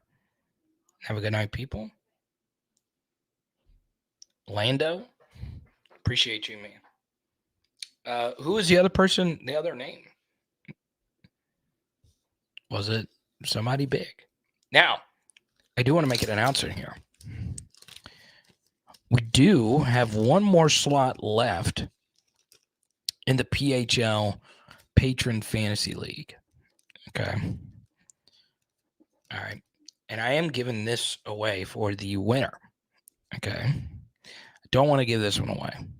But last year we gave out Tyrann Mathieu autograph cards. It's a huge success.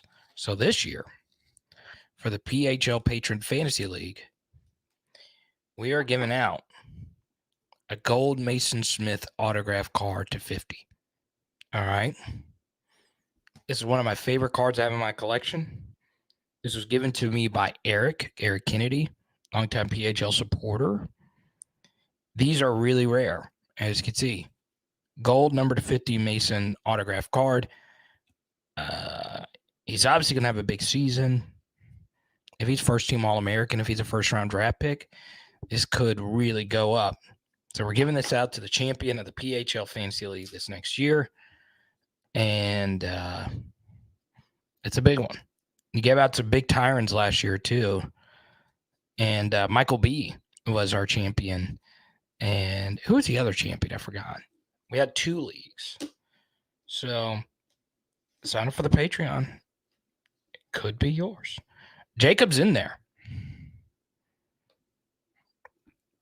I don't like giving this one out. Gold cards are hard to come by. But this is what's going to be given out. And also, I don't like giving away stuff that was given to me by viewers. But Eric is a very generous person. And I feel like that generosity needs to be shared.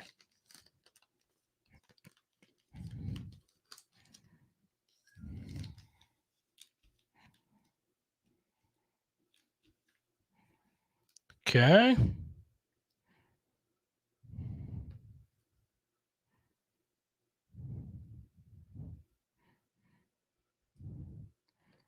I hope so. I hope you're right, man. I hope you are right.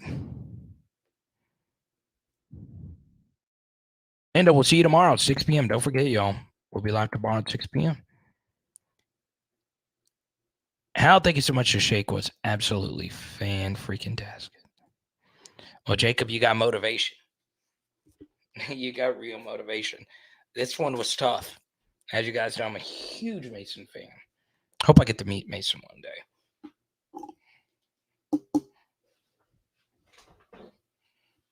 Yeah, as you can see, I showed you earlier, I bought some Mason cards this week.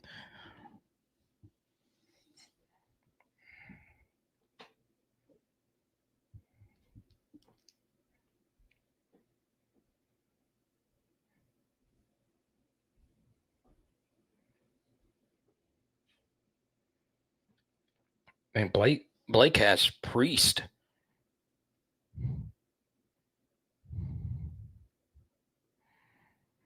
Priest getting in on this ribeye versus filet mignon conversation.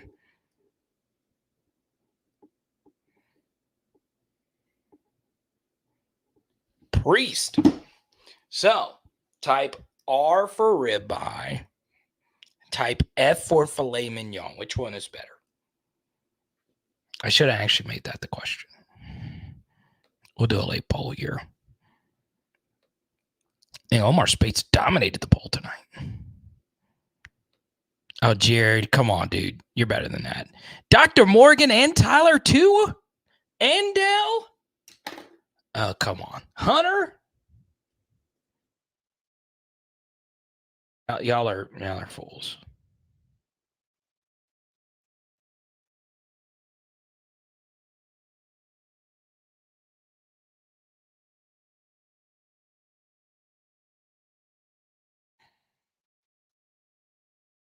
Thank you, Doug. I knew I knew I could trust Doug, being a warm-blooded mammal. John, come on, John. Come on, John. Stop this. John, John's my kind of guy.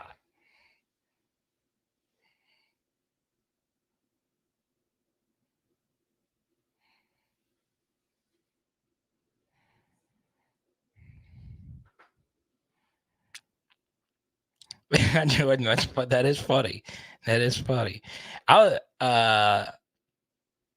it's funny. I that's never really happened to me except like a few times. Like one time when I was in front of Tiger Stadium, walking through a crowd of people before the Alabama game this last year. That did happen with like three different people. But then again, it was a lot of people who love LSU football who would be in that spot at that time. So that would be like probably like the hottest area of like super diehard LSU football fans. But it's never really, I don't think, happened to me like too much. I will say I was in a Barnes and Noble in Little Rock, Arkansas, and I got stopped. And I was in Pass Christian, Mississippi, in a random Walgreens. And Jared Hills, you'll see his name in here every now and then, stopped me. And I was like, that's crazy. Huh? Huh? Huh?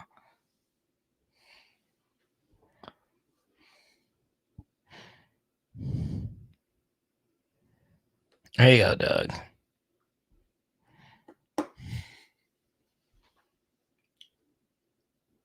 So I know where Blake lives. All right.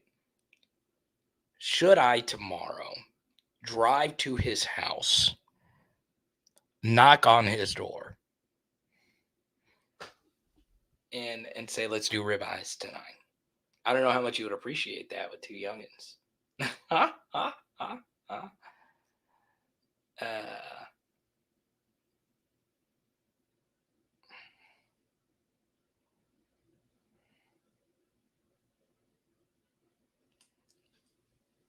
well, Danny, you're not a Danny,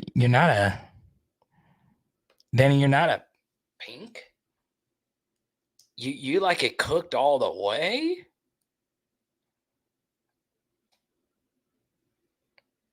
I'm not doing that. I've been to his house once, and obviously he's my best friend, not only in LSU media, but just I talk to him a lot. And yeah, we've gotten to hang out once. Obviously, it's tough. Uh, but yeah, we'll do some kind of meetup together one day.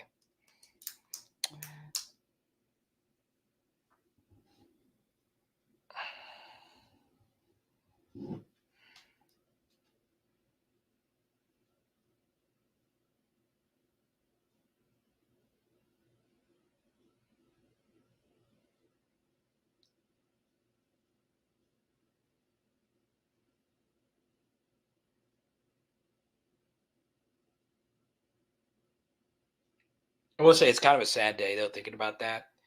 I went to one of my favorite card shops on the planet is in Albany, Louisiana, and I bought two of my favorite cards ever. And I had to sell one of those in Chicago because a guy offered me way too much money for it. And it was a lot. Okay. It wasn't like a life changing amount of money, but it was crazy.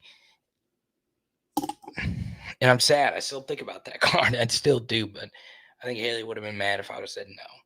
It wasn't triple figures, though, but for what I bought it for and all that. So when I think about that day, I was like, God, I wish I still had it. I regret selling it every day. I do.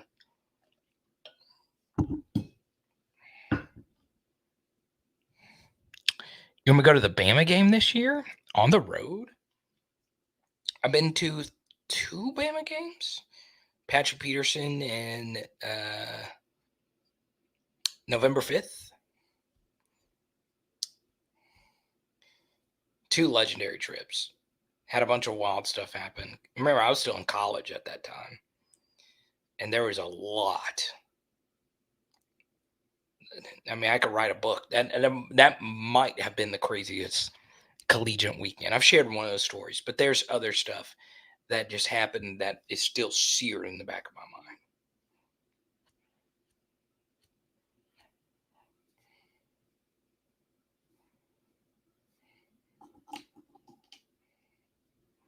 Now,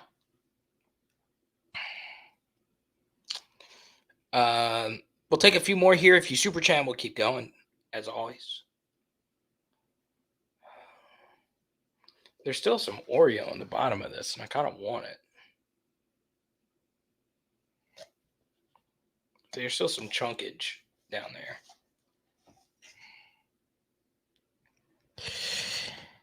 Yeah, it's a lot. It's a lot to go to the Bama game.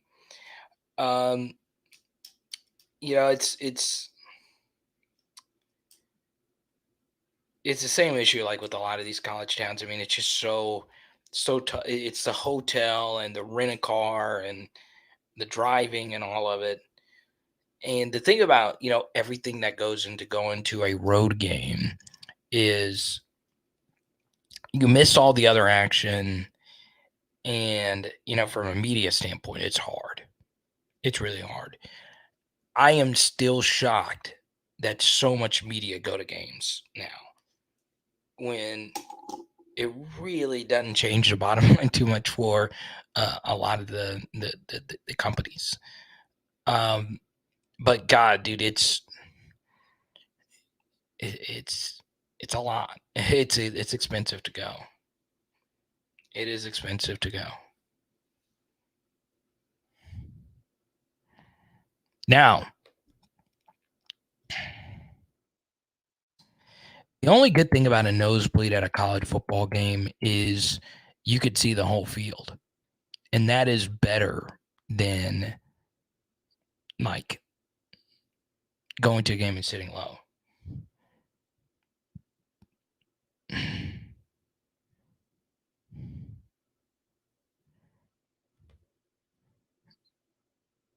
Which game is Joy Taylor going to?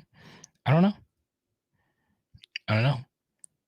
It's a stretch for me to say this, but friend of the show, Joy Taylor. I've met Joy before, and in Atlanta, and she was wonderful. Talked about sports media, all that good stuff. Shout out to her. She always has an invite.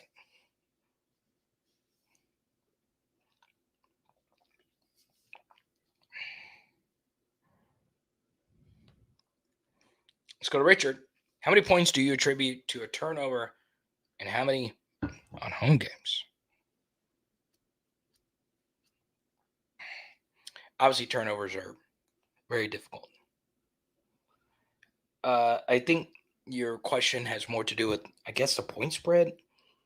How many points does home field advantage give you? A lot. I mean, it just does, especially in Tiger Stadium.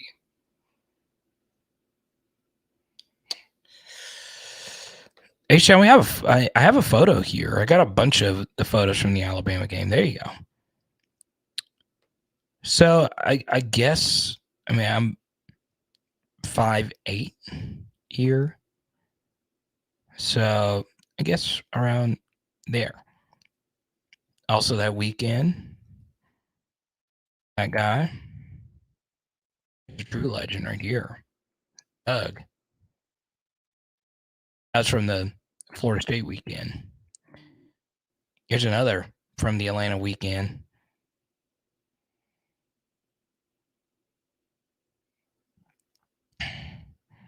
That guy is a legend. Kind of, sort of legend. There's Perkin, Branson Cat after the Bama game. Legends. I love it.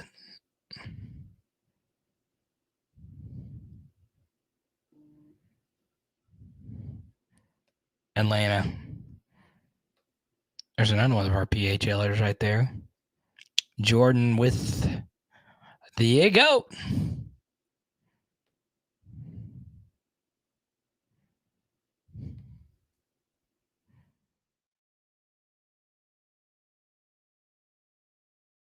Pierce doesn't comment all night. And he's got Joy.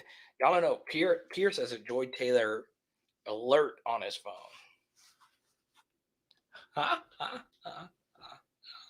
But she really is awesome.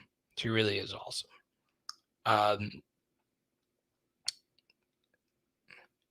got to talk with her at the game, and then and it was awesome. Like, from someone that idolizes Colin Cowherd. That was so cool to meet her from that. Colin's autograph book is actually right over here. So there you go. PHL on the road, man. We got to get back out there.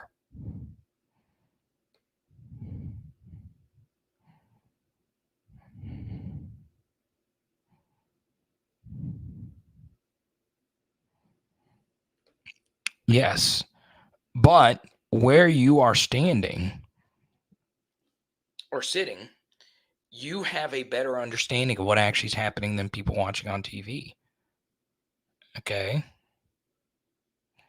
You don't know really anything unless you could see the safeties. Because the first thing the quarterback looks at when he gets under center oftentimes is where the safety's located.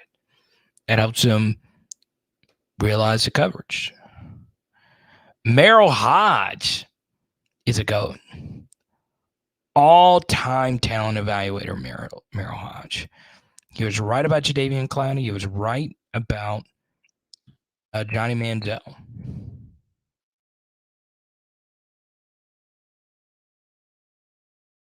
Checking in on the poll. Why do y'all like ribeye so much? I don't know how y'all can eat a ribeye.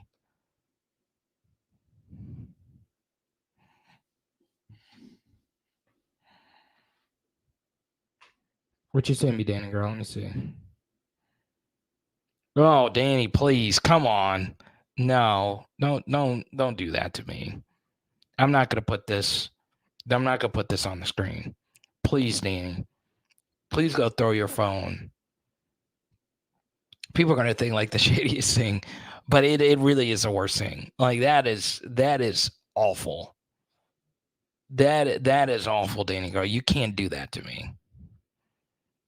I kind of want to pull your LSU card now. You can't send that to me. You can't. You can't do that. Thank you, LA Mom.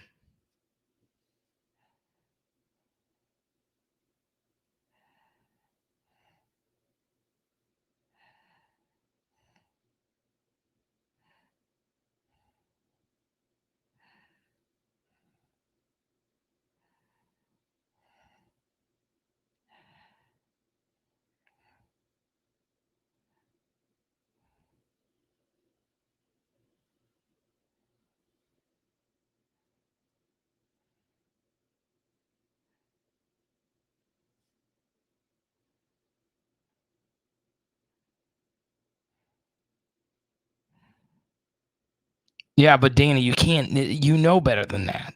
Send me something that is actually worthwhile. You can't. You can't do this.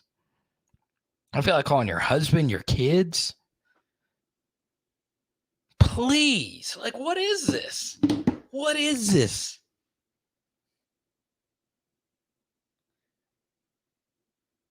What is this, Danny? Monstrosity of a uniform. I can't. Like, I I take uniforms so seriously when it comes to LSU football. They have never had a bad alternate uniform. Ever. At least in the modern era, they've never had a bad alternate. I would seriously, I promise, seriously, potentially never root for my team again.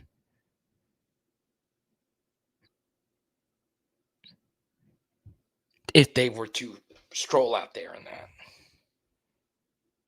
You know what? You want to know what that looks like? That looks like a pee-wee team coached by people who has no business coaching pee-wee football uniforms. You know exactly what I'm talking about.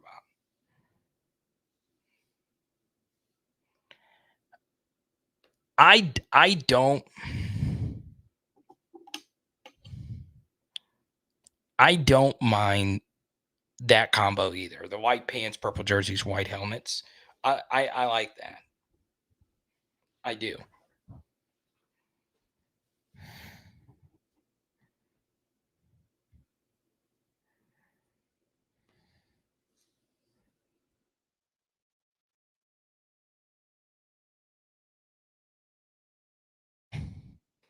Trevor, what's up, man?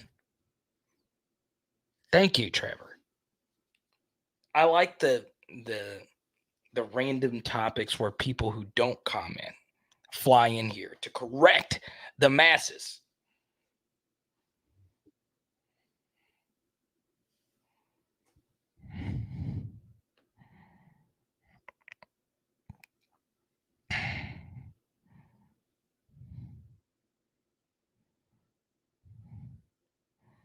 I do, Jesse, at Power Hour LSU.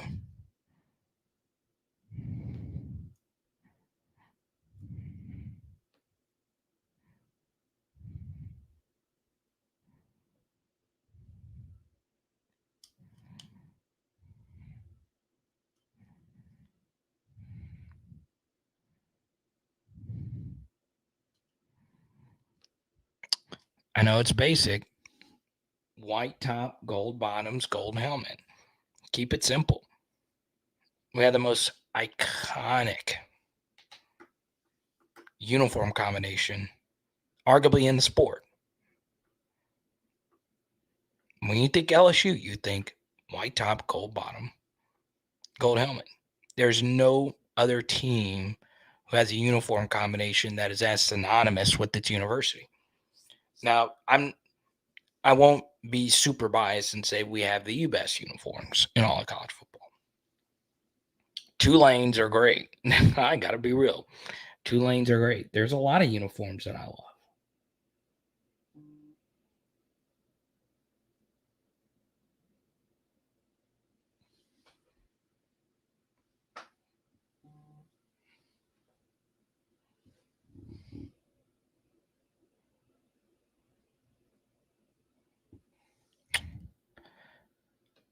Definitely purple top, gold bottom, because we only wear them 2 times a year. And we'll never wear purple versus a Power 5 team.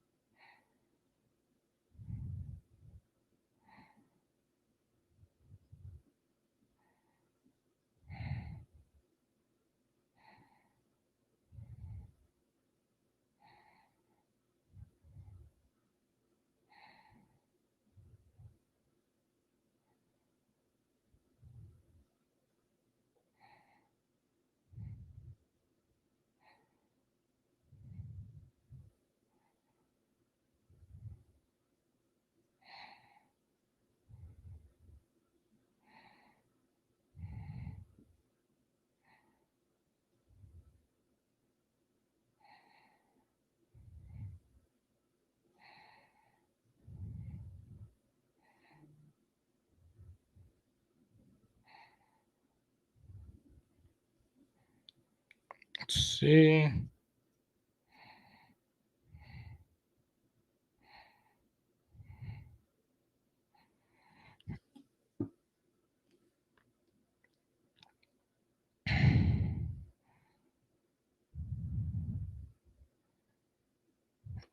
There you go.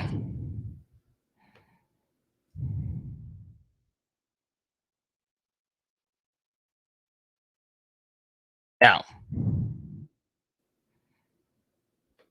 2.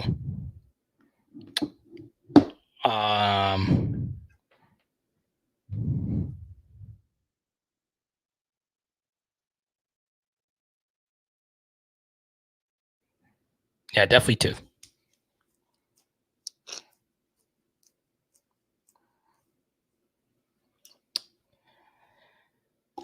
I guess Ja'Cory Brooks would be one. No, we don't play Brown at Kentucky. We don't play Keaton at Tennessee.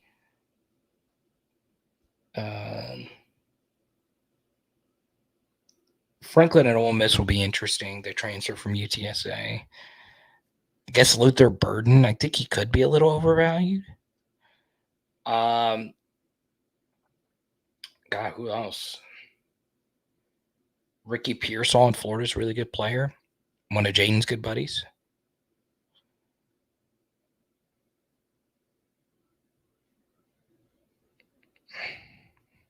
Kareem, what's good, man? Oh, Kareem, I was gonna tell you why Omar got disrespected, but then you dropped the ribeye take. This is lunacy, absolute lunacy.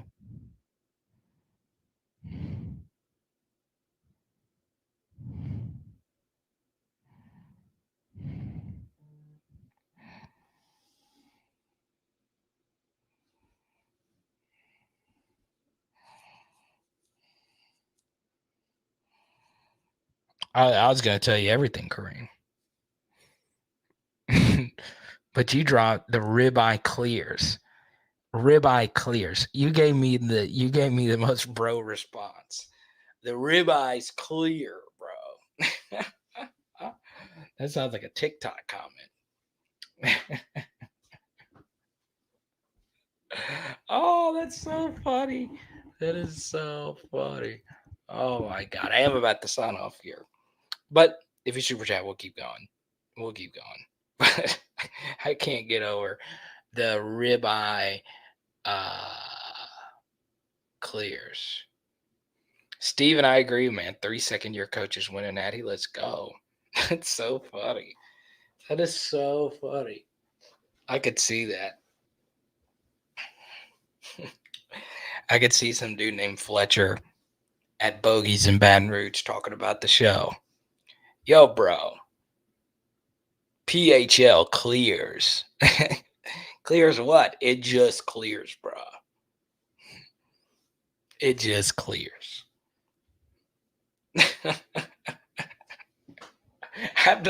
I swear I've not heard that in a while. I swear. Because I'm sure there was some people out there going like, what the clears?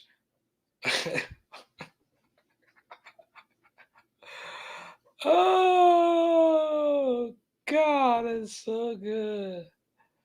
Oh, man. Don't talk about that shake, Everdo, who refuses to send me cards to give out here.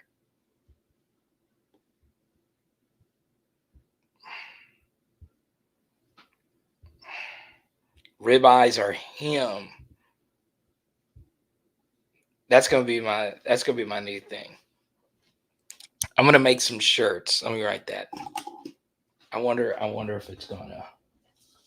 Let me see it. I know these are gonna sell like hotcakes. PHL clears. The shirt's gonna say PHL clears, bro. That's all it's gonna say. Big letters. Kareem, I love you, man. That is so good. This is gonna sell it's gonna sell. I'll write that down on my phone too. PHL clears.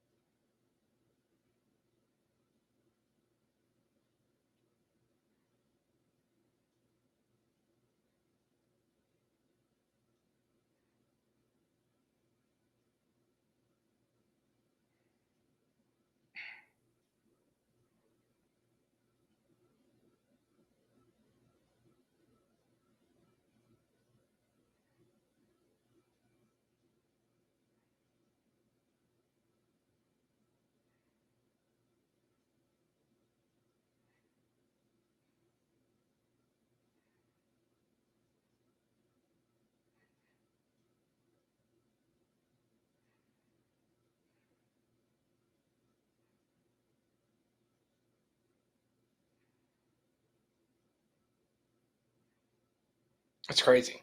I just got an alert that former LSU golfer, I know her, Madeline Sackstrom, it will be in the women's version of like the Ryder Cup. Also, something else, an LSU athletics thing that was not celebrated.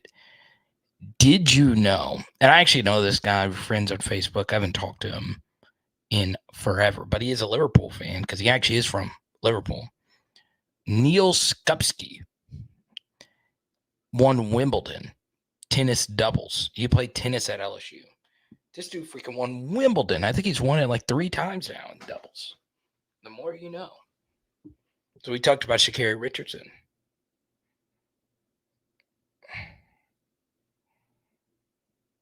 There's been so much analysis on my milkshake. I guess you could say it brought all the boys to the yard. But I mean, there's been so many like comments about this the shake.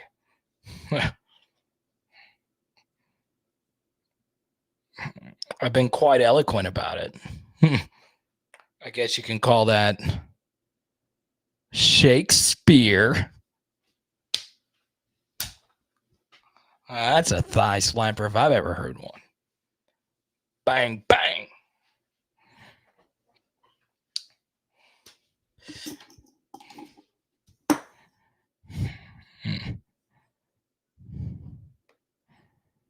Big thanks to all our super chatters tonight. Riley, Adam, the winner of the Kenny Hilliard card. Paul was in here earlier. Paul's a busy man in Lafayette. Shout out to the 337. AP, Trey, Bobby, J Red, LJ holding it down. Rome is burning. Jordan, TJ, Louisiana Control. Shout out to them. Danny Girl, Dr. Morgan, Tommy.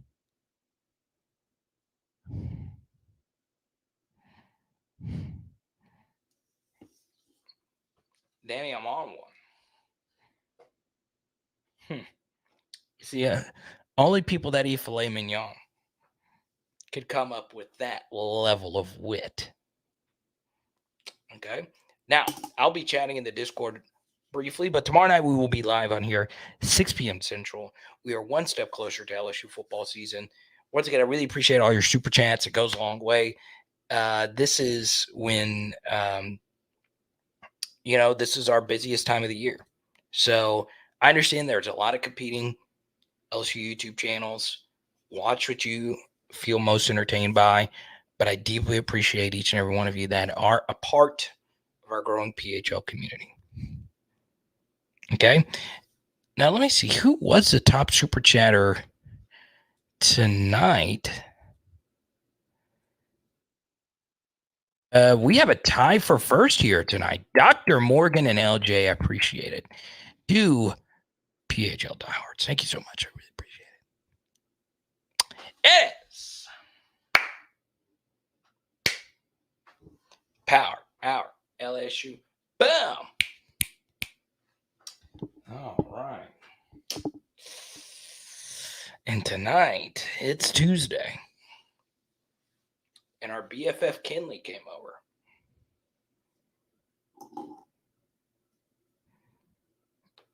Steven super chatted, so we'll hang out. Steven, it's up to you. If you want to hang out a little bit longer, we can. We can. It is up to you, Steven. If you want to hang out a little bit longer, it's up to you. I appreciate, though, your comments. You are definitely a really good commenter. You're never trolling. You're always kind to everybody. I appreciate that. Here's some love for your long streams, though. Even though I'm a ribeye guy. Look, there's no, I will say this. So Cliff's obviously my cousin. Cliff is an elite cook. I did not expect this, but he is elite. Elite.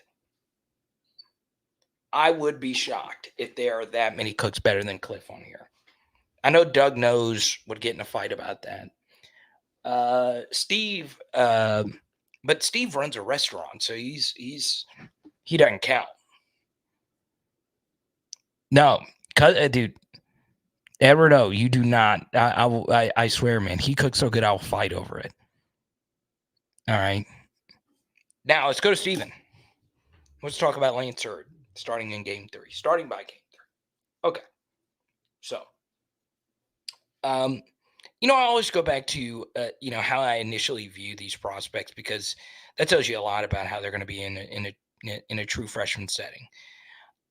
So much changes, even though from their high school All-American games to even at LSU, because your diet changes, so your way of life changes. So I think one underrated trait about some of the 5 stars that have succeeded at LSU, the guys that have been also really hard workers, right? Mason went through like a big diet change when he got to LSU. Will obviously is one of the leaders on the team right when he stepped foot on campus. Harold, Emery, those guys are good because they're talented, but they're good because they worked really hard. All right. So Lance also does that. He is really well put together mentally. I've gotten to interview him. I learn a lot more in the conversations I have with these players off camera, and he is really well put together. And starting by game 3 is tough. So for me, Stephen, Emory Jones had the best grade of the 3, and I thought he was the most ready straight out. Now, Will had the better year in my estimation, but I also think Emory's not playing in his best position just yet. And the benefit of having Lance start is we're able to kick Emory inside and get him to where he's going to maul people and be a real difference maker. And I think him an offensive guard would make him one of the best players on this team. Okay. He's already kind of close to that. I wouldn't put him in like the top 5.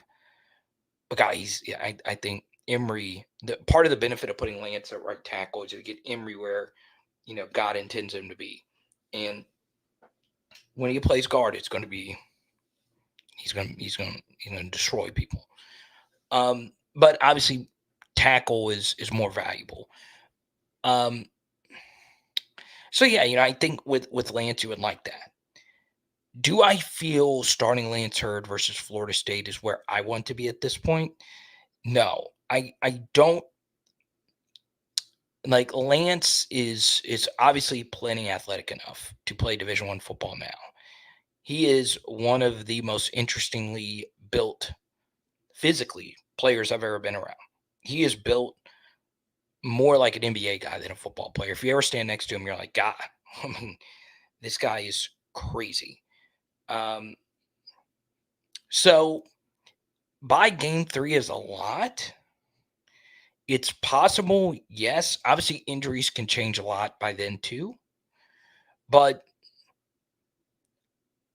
I would say no. I would say no at this point. Even though last year game 3 was Emory's first start. Now Jordan super chats. No ketchup on a hot dog.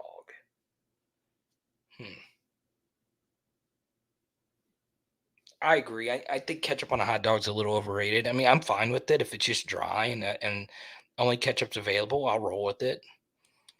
I'm not really that much of a glizzy gobbler. It's just not really. I'm just not a glizzy guy. But I'll take it. I mean, glizzies are fine. But I do think, as you can see with the hot dog emoji, it has mustard on it. Relish, I can't do relish. Can't do relish.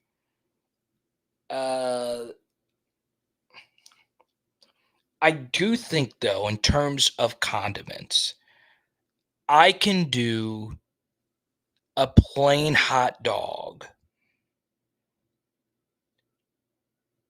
more than I could do a plain corn dog.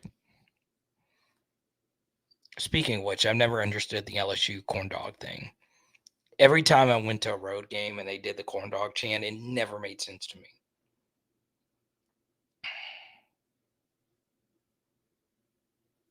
Okay.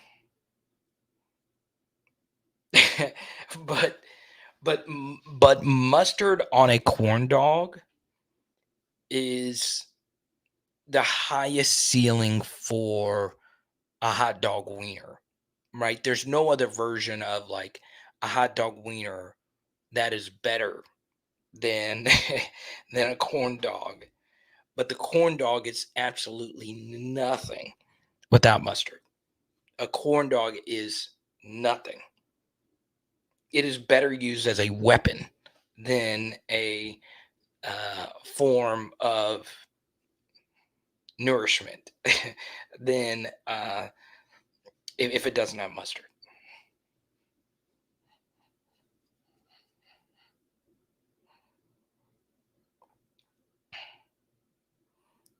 Yeah, Pierce, but that started way before the Katy Perry thing. I think. I don't know. Maybe she did start it. I don't know.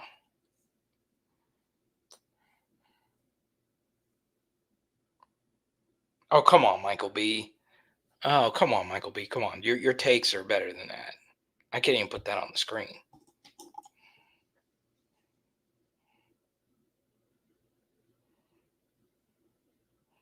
Oh, Edward O. You've destroyed me for so many takes.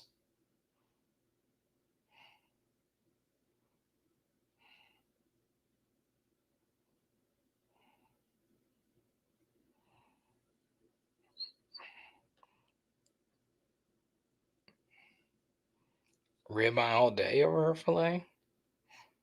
Mm.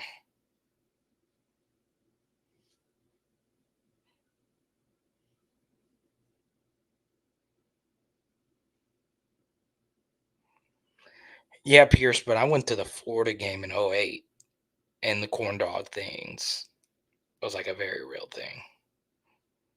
What year was Katy Perry on game day? I watched that segment during this off season.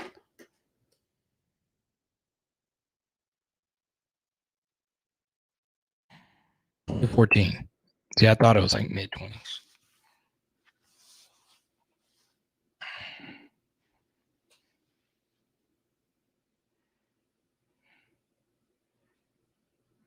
Speaking of Katy Perry, she's like the one like A-list star that is like the least A-list of the A-list, if that makes sense. Like I never hear or see anything. I know she was on AI for the longest.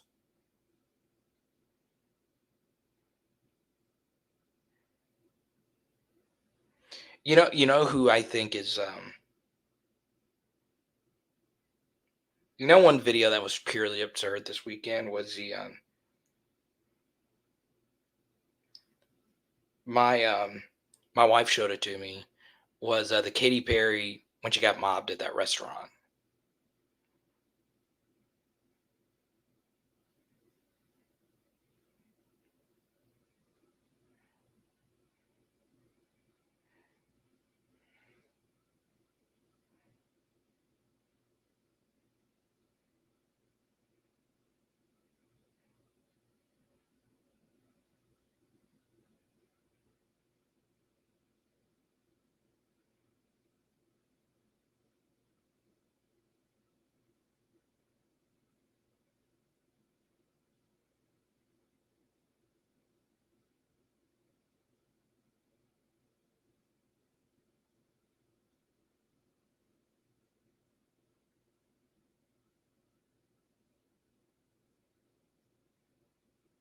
It's kind of crazy that like Dylan Cruz is just dominating.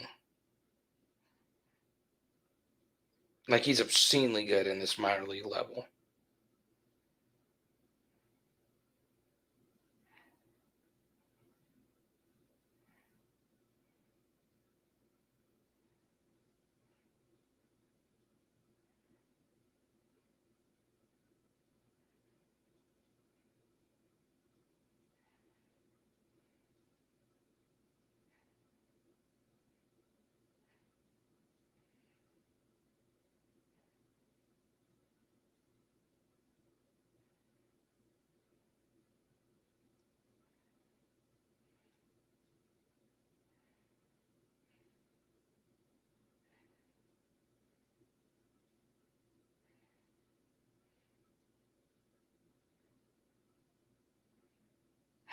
Isn't it crazy? Like One thing I was thinking about earlier was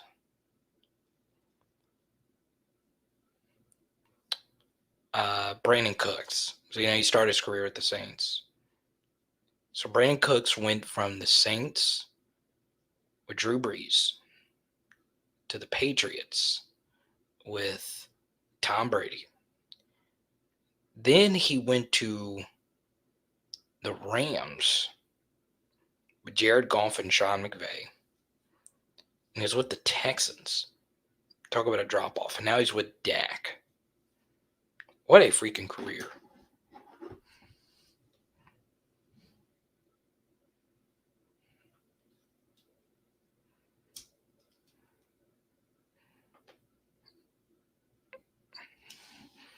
If hot dogs are the best thing at a tailgate, you are not at the right tailgate. You're just not. But this does actually. So jalapeno and garlic stuffed hot dogs wrapped in bacon.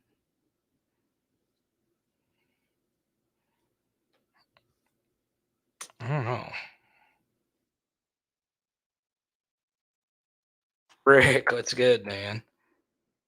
We got to go to the Distillery in Nashville. I love the Distillery. That's one of my favorite restaurants.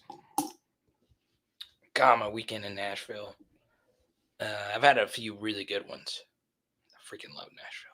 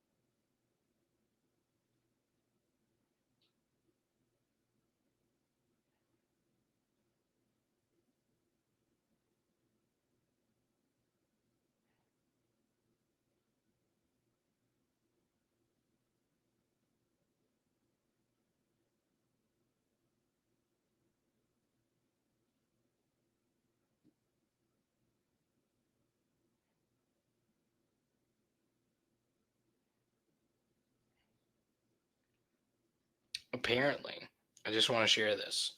Okay. Apparently, the reviews of the Florida Gator Swamp Kings isn't good.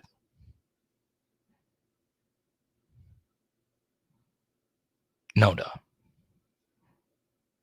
Okay. The best documentaries are oftentimes the ones where the subjects themselves aren't interviewed because they won't give you access until they say this is what we wanted and this is what they don't. But I know a lot of you are going to watch it. I'll let you decide on yourself. I'm just saying what I've seen on social media. I've gotten a few texts about it. It's disappointing. They didn't mention this person or that person. I'm not going to do any spoilers. So there you go. Totally agree with this, Jordan. Ranch is fine. It really is. But I'm such a huge chicken wing guy. Like, when it comes to like more like kind of basic tailgating food, it's like obviously our tailgates are just way better than everybody else's. So, boudin trumps everything. Obviously, other Cajun food trumps like just basic food, right? But wings, I love all kinds of wings. I do. But I do agree, blue cheese over ranch. It's just better.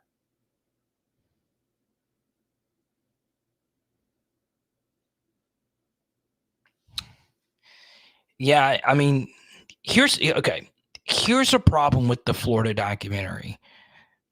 There's so many people like in this documentary that need their own documentary. You know what I'm saying? Like,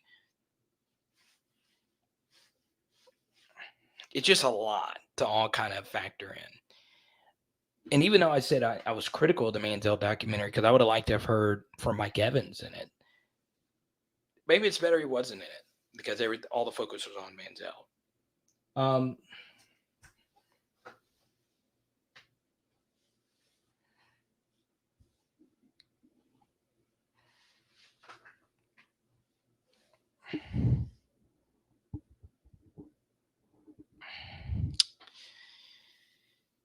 You know, as far as like the Aaron Hernandez stuff, I mean,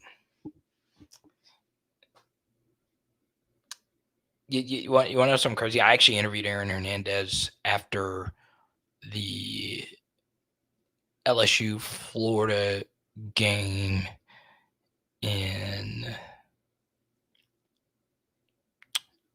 09. 09? Yes, 09.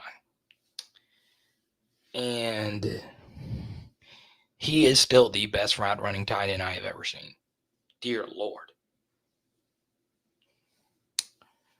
But there's already a full documentary of all like the NFL side of things.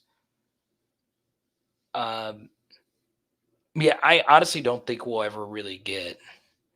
Like, I'll watch the Swamp King stuff. I just don't think we'll ever truly get all the stories from that Florida team.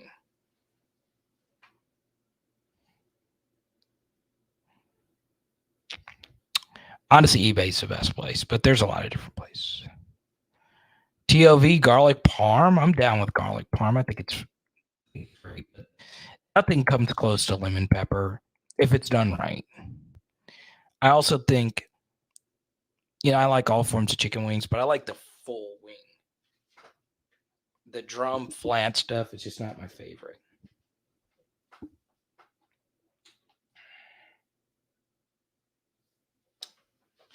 I also think with chicken wings, you can get your chicken wings to an elite level at a low cost. I truly do believe it. And chicken wings also produce volume. In terms of a steak is kind of a one sitting kind of thing. It's not really a leftover kind of food. When my wife does chicken wings, we get 3 meals out of that.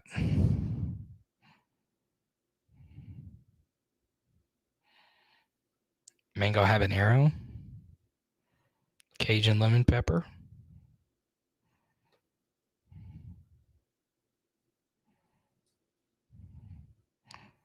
But yeah, I mean, it was a lot. It was a lot.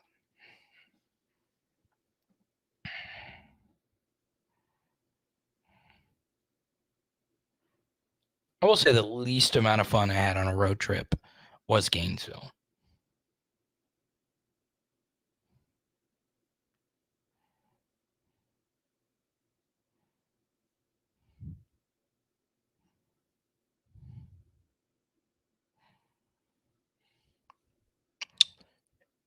No, I don't.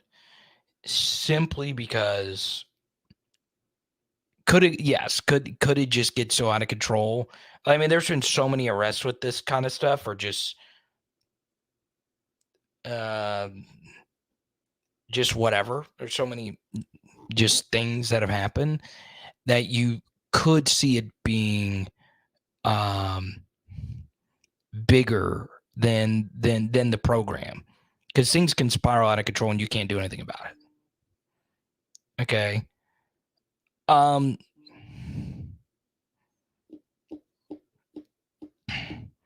holy hell, dude. It's crazy. But I'll also say this, Pierce. The speeding in the eyes of the American public isn't viewed as badly as other arrest, right? When it should be, right? If you're traveling over a hundo in a car and you hit somebody, more than likely there's going to be serious injury or loss of life, right? It's scary. It is scary how fast some people will drive, right? And something else about that, Pierce, is that's like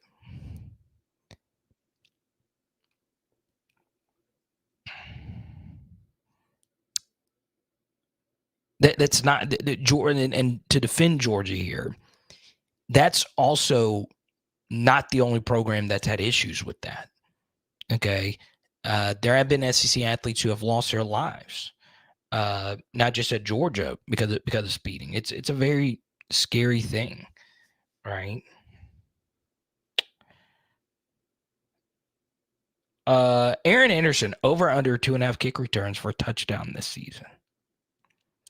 So I don't think he'll be the kick returner. I think he'll be the punt returner.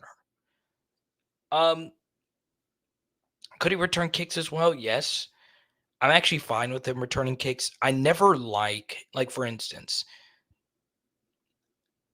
I wasn't a big fan of I wouldn't be a big fan of Malik Neighbors returning a kick because the value he provides as a receiver is so much more valuable than the value he could give you on a kick return, right? And if you were to get hurt on a kick return, I mean, it could be devastating for our entire offense.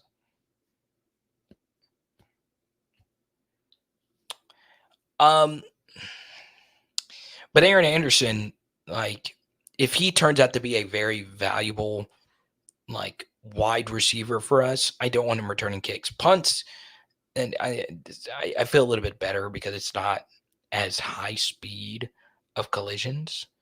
It's a little bit different in terms of that. But overall, 2.5 kick returns is a lot, right? So Tyron had 2 in 2011 punt returns for touchdowns. Almost had a third. Obviously, the Georgia one got shoestrung at the end.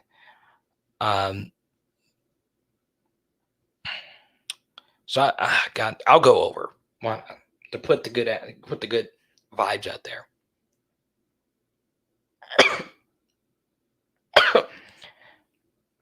I will also say this, Steven, in terms of that aspect of his game, he is one of the most coveted high school returners ever. I think he had a gazillion touchdowns. I remember a game on ESPN he had 2 punt return touchdowns.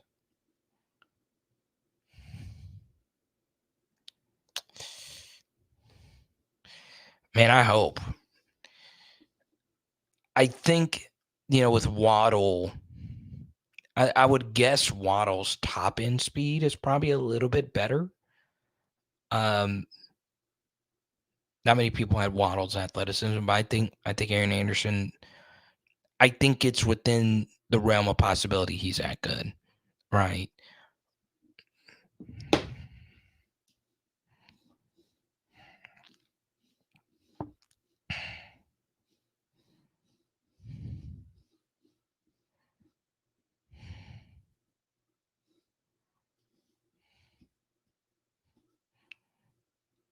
I mean, it's possible, Sibley. It really is.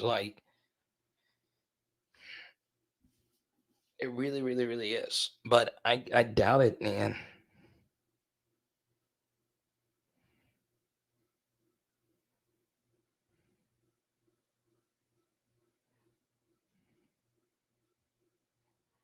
Now, I really do appreciate all the love here tonight. Really, really, really do. But we're going to sign this thing off. Big congrats to our big winner, Adam. I'll be chatting in the Discord. And don't forget, we will be live in less than 24 hours, 6 p.m. Wednesday night. We'll see you then. Hit it! our LSU. Boom. And tonight we are doing. What are we doing? Oh yeah, tacos. Let's. And actually, Sibley, I can keep going. If y'all absolutely want to, we can keep going. But I'm gonna go ahead and sign off. I will be chatting in the Discord though. Let's go.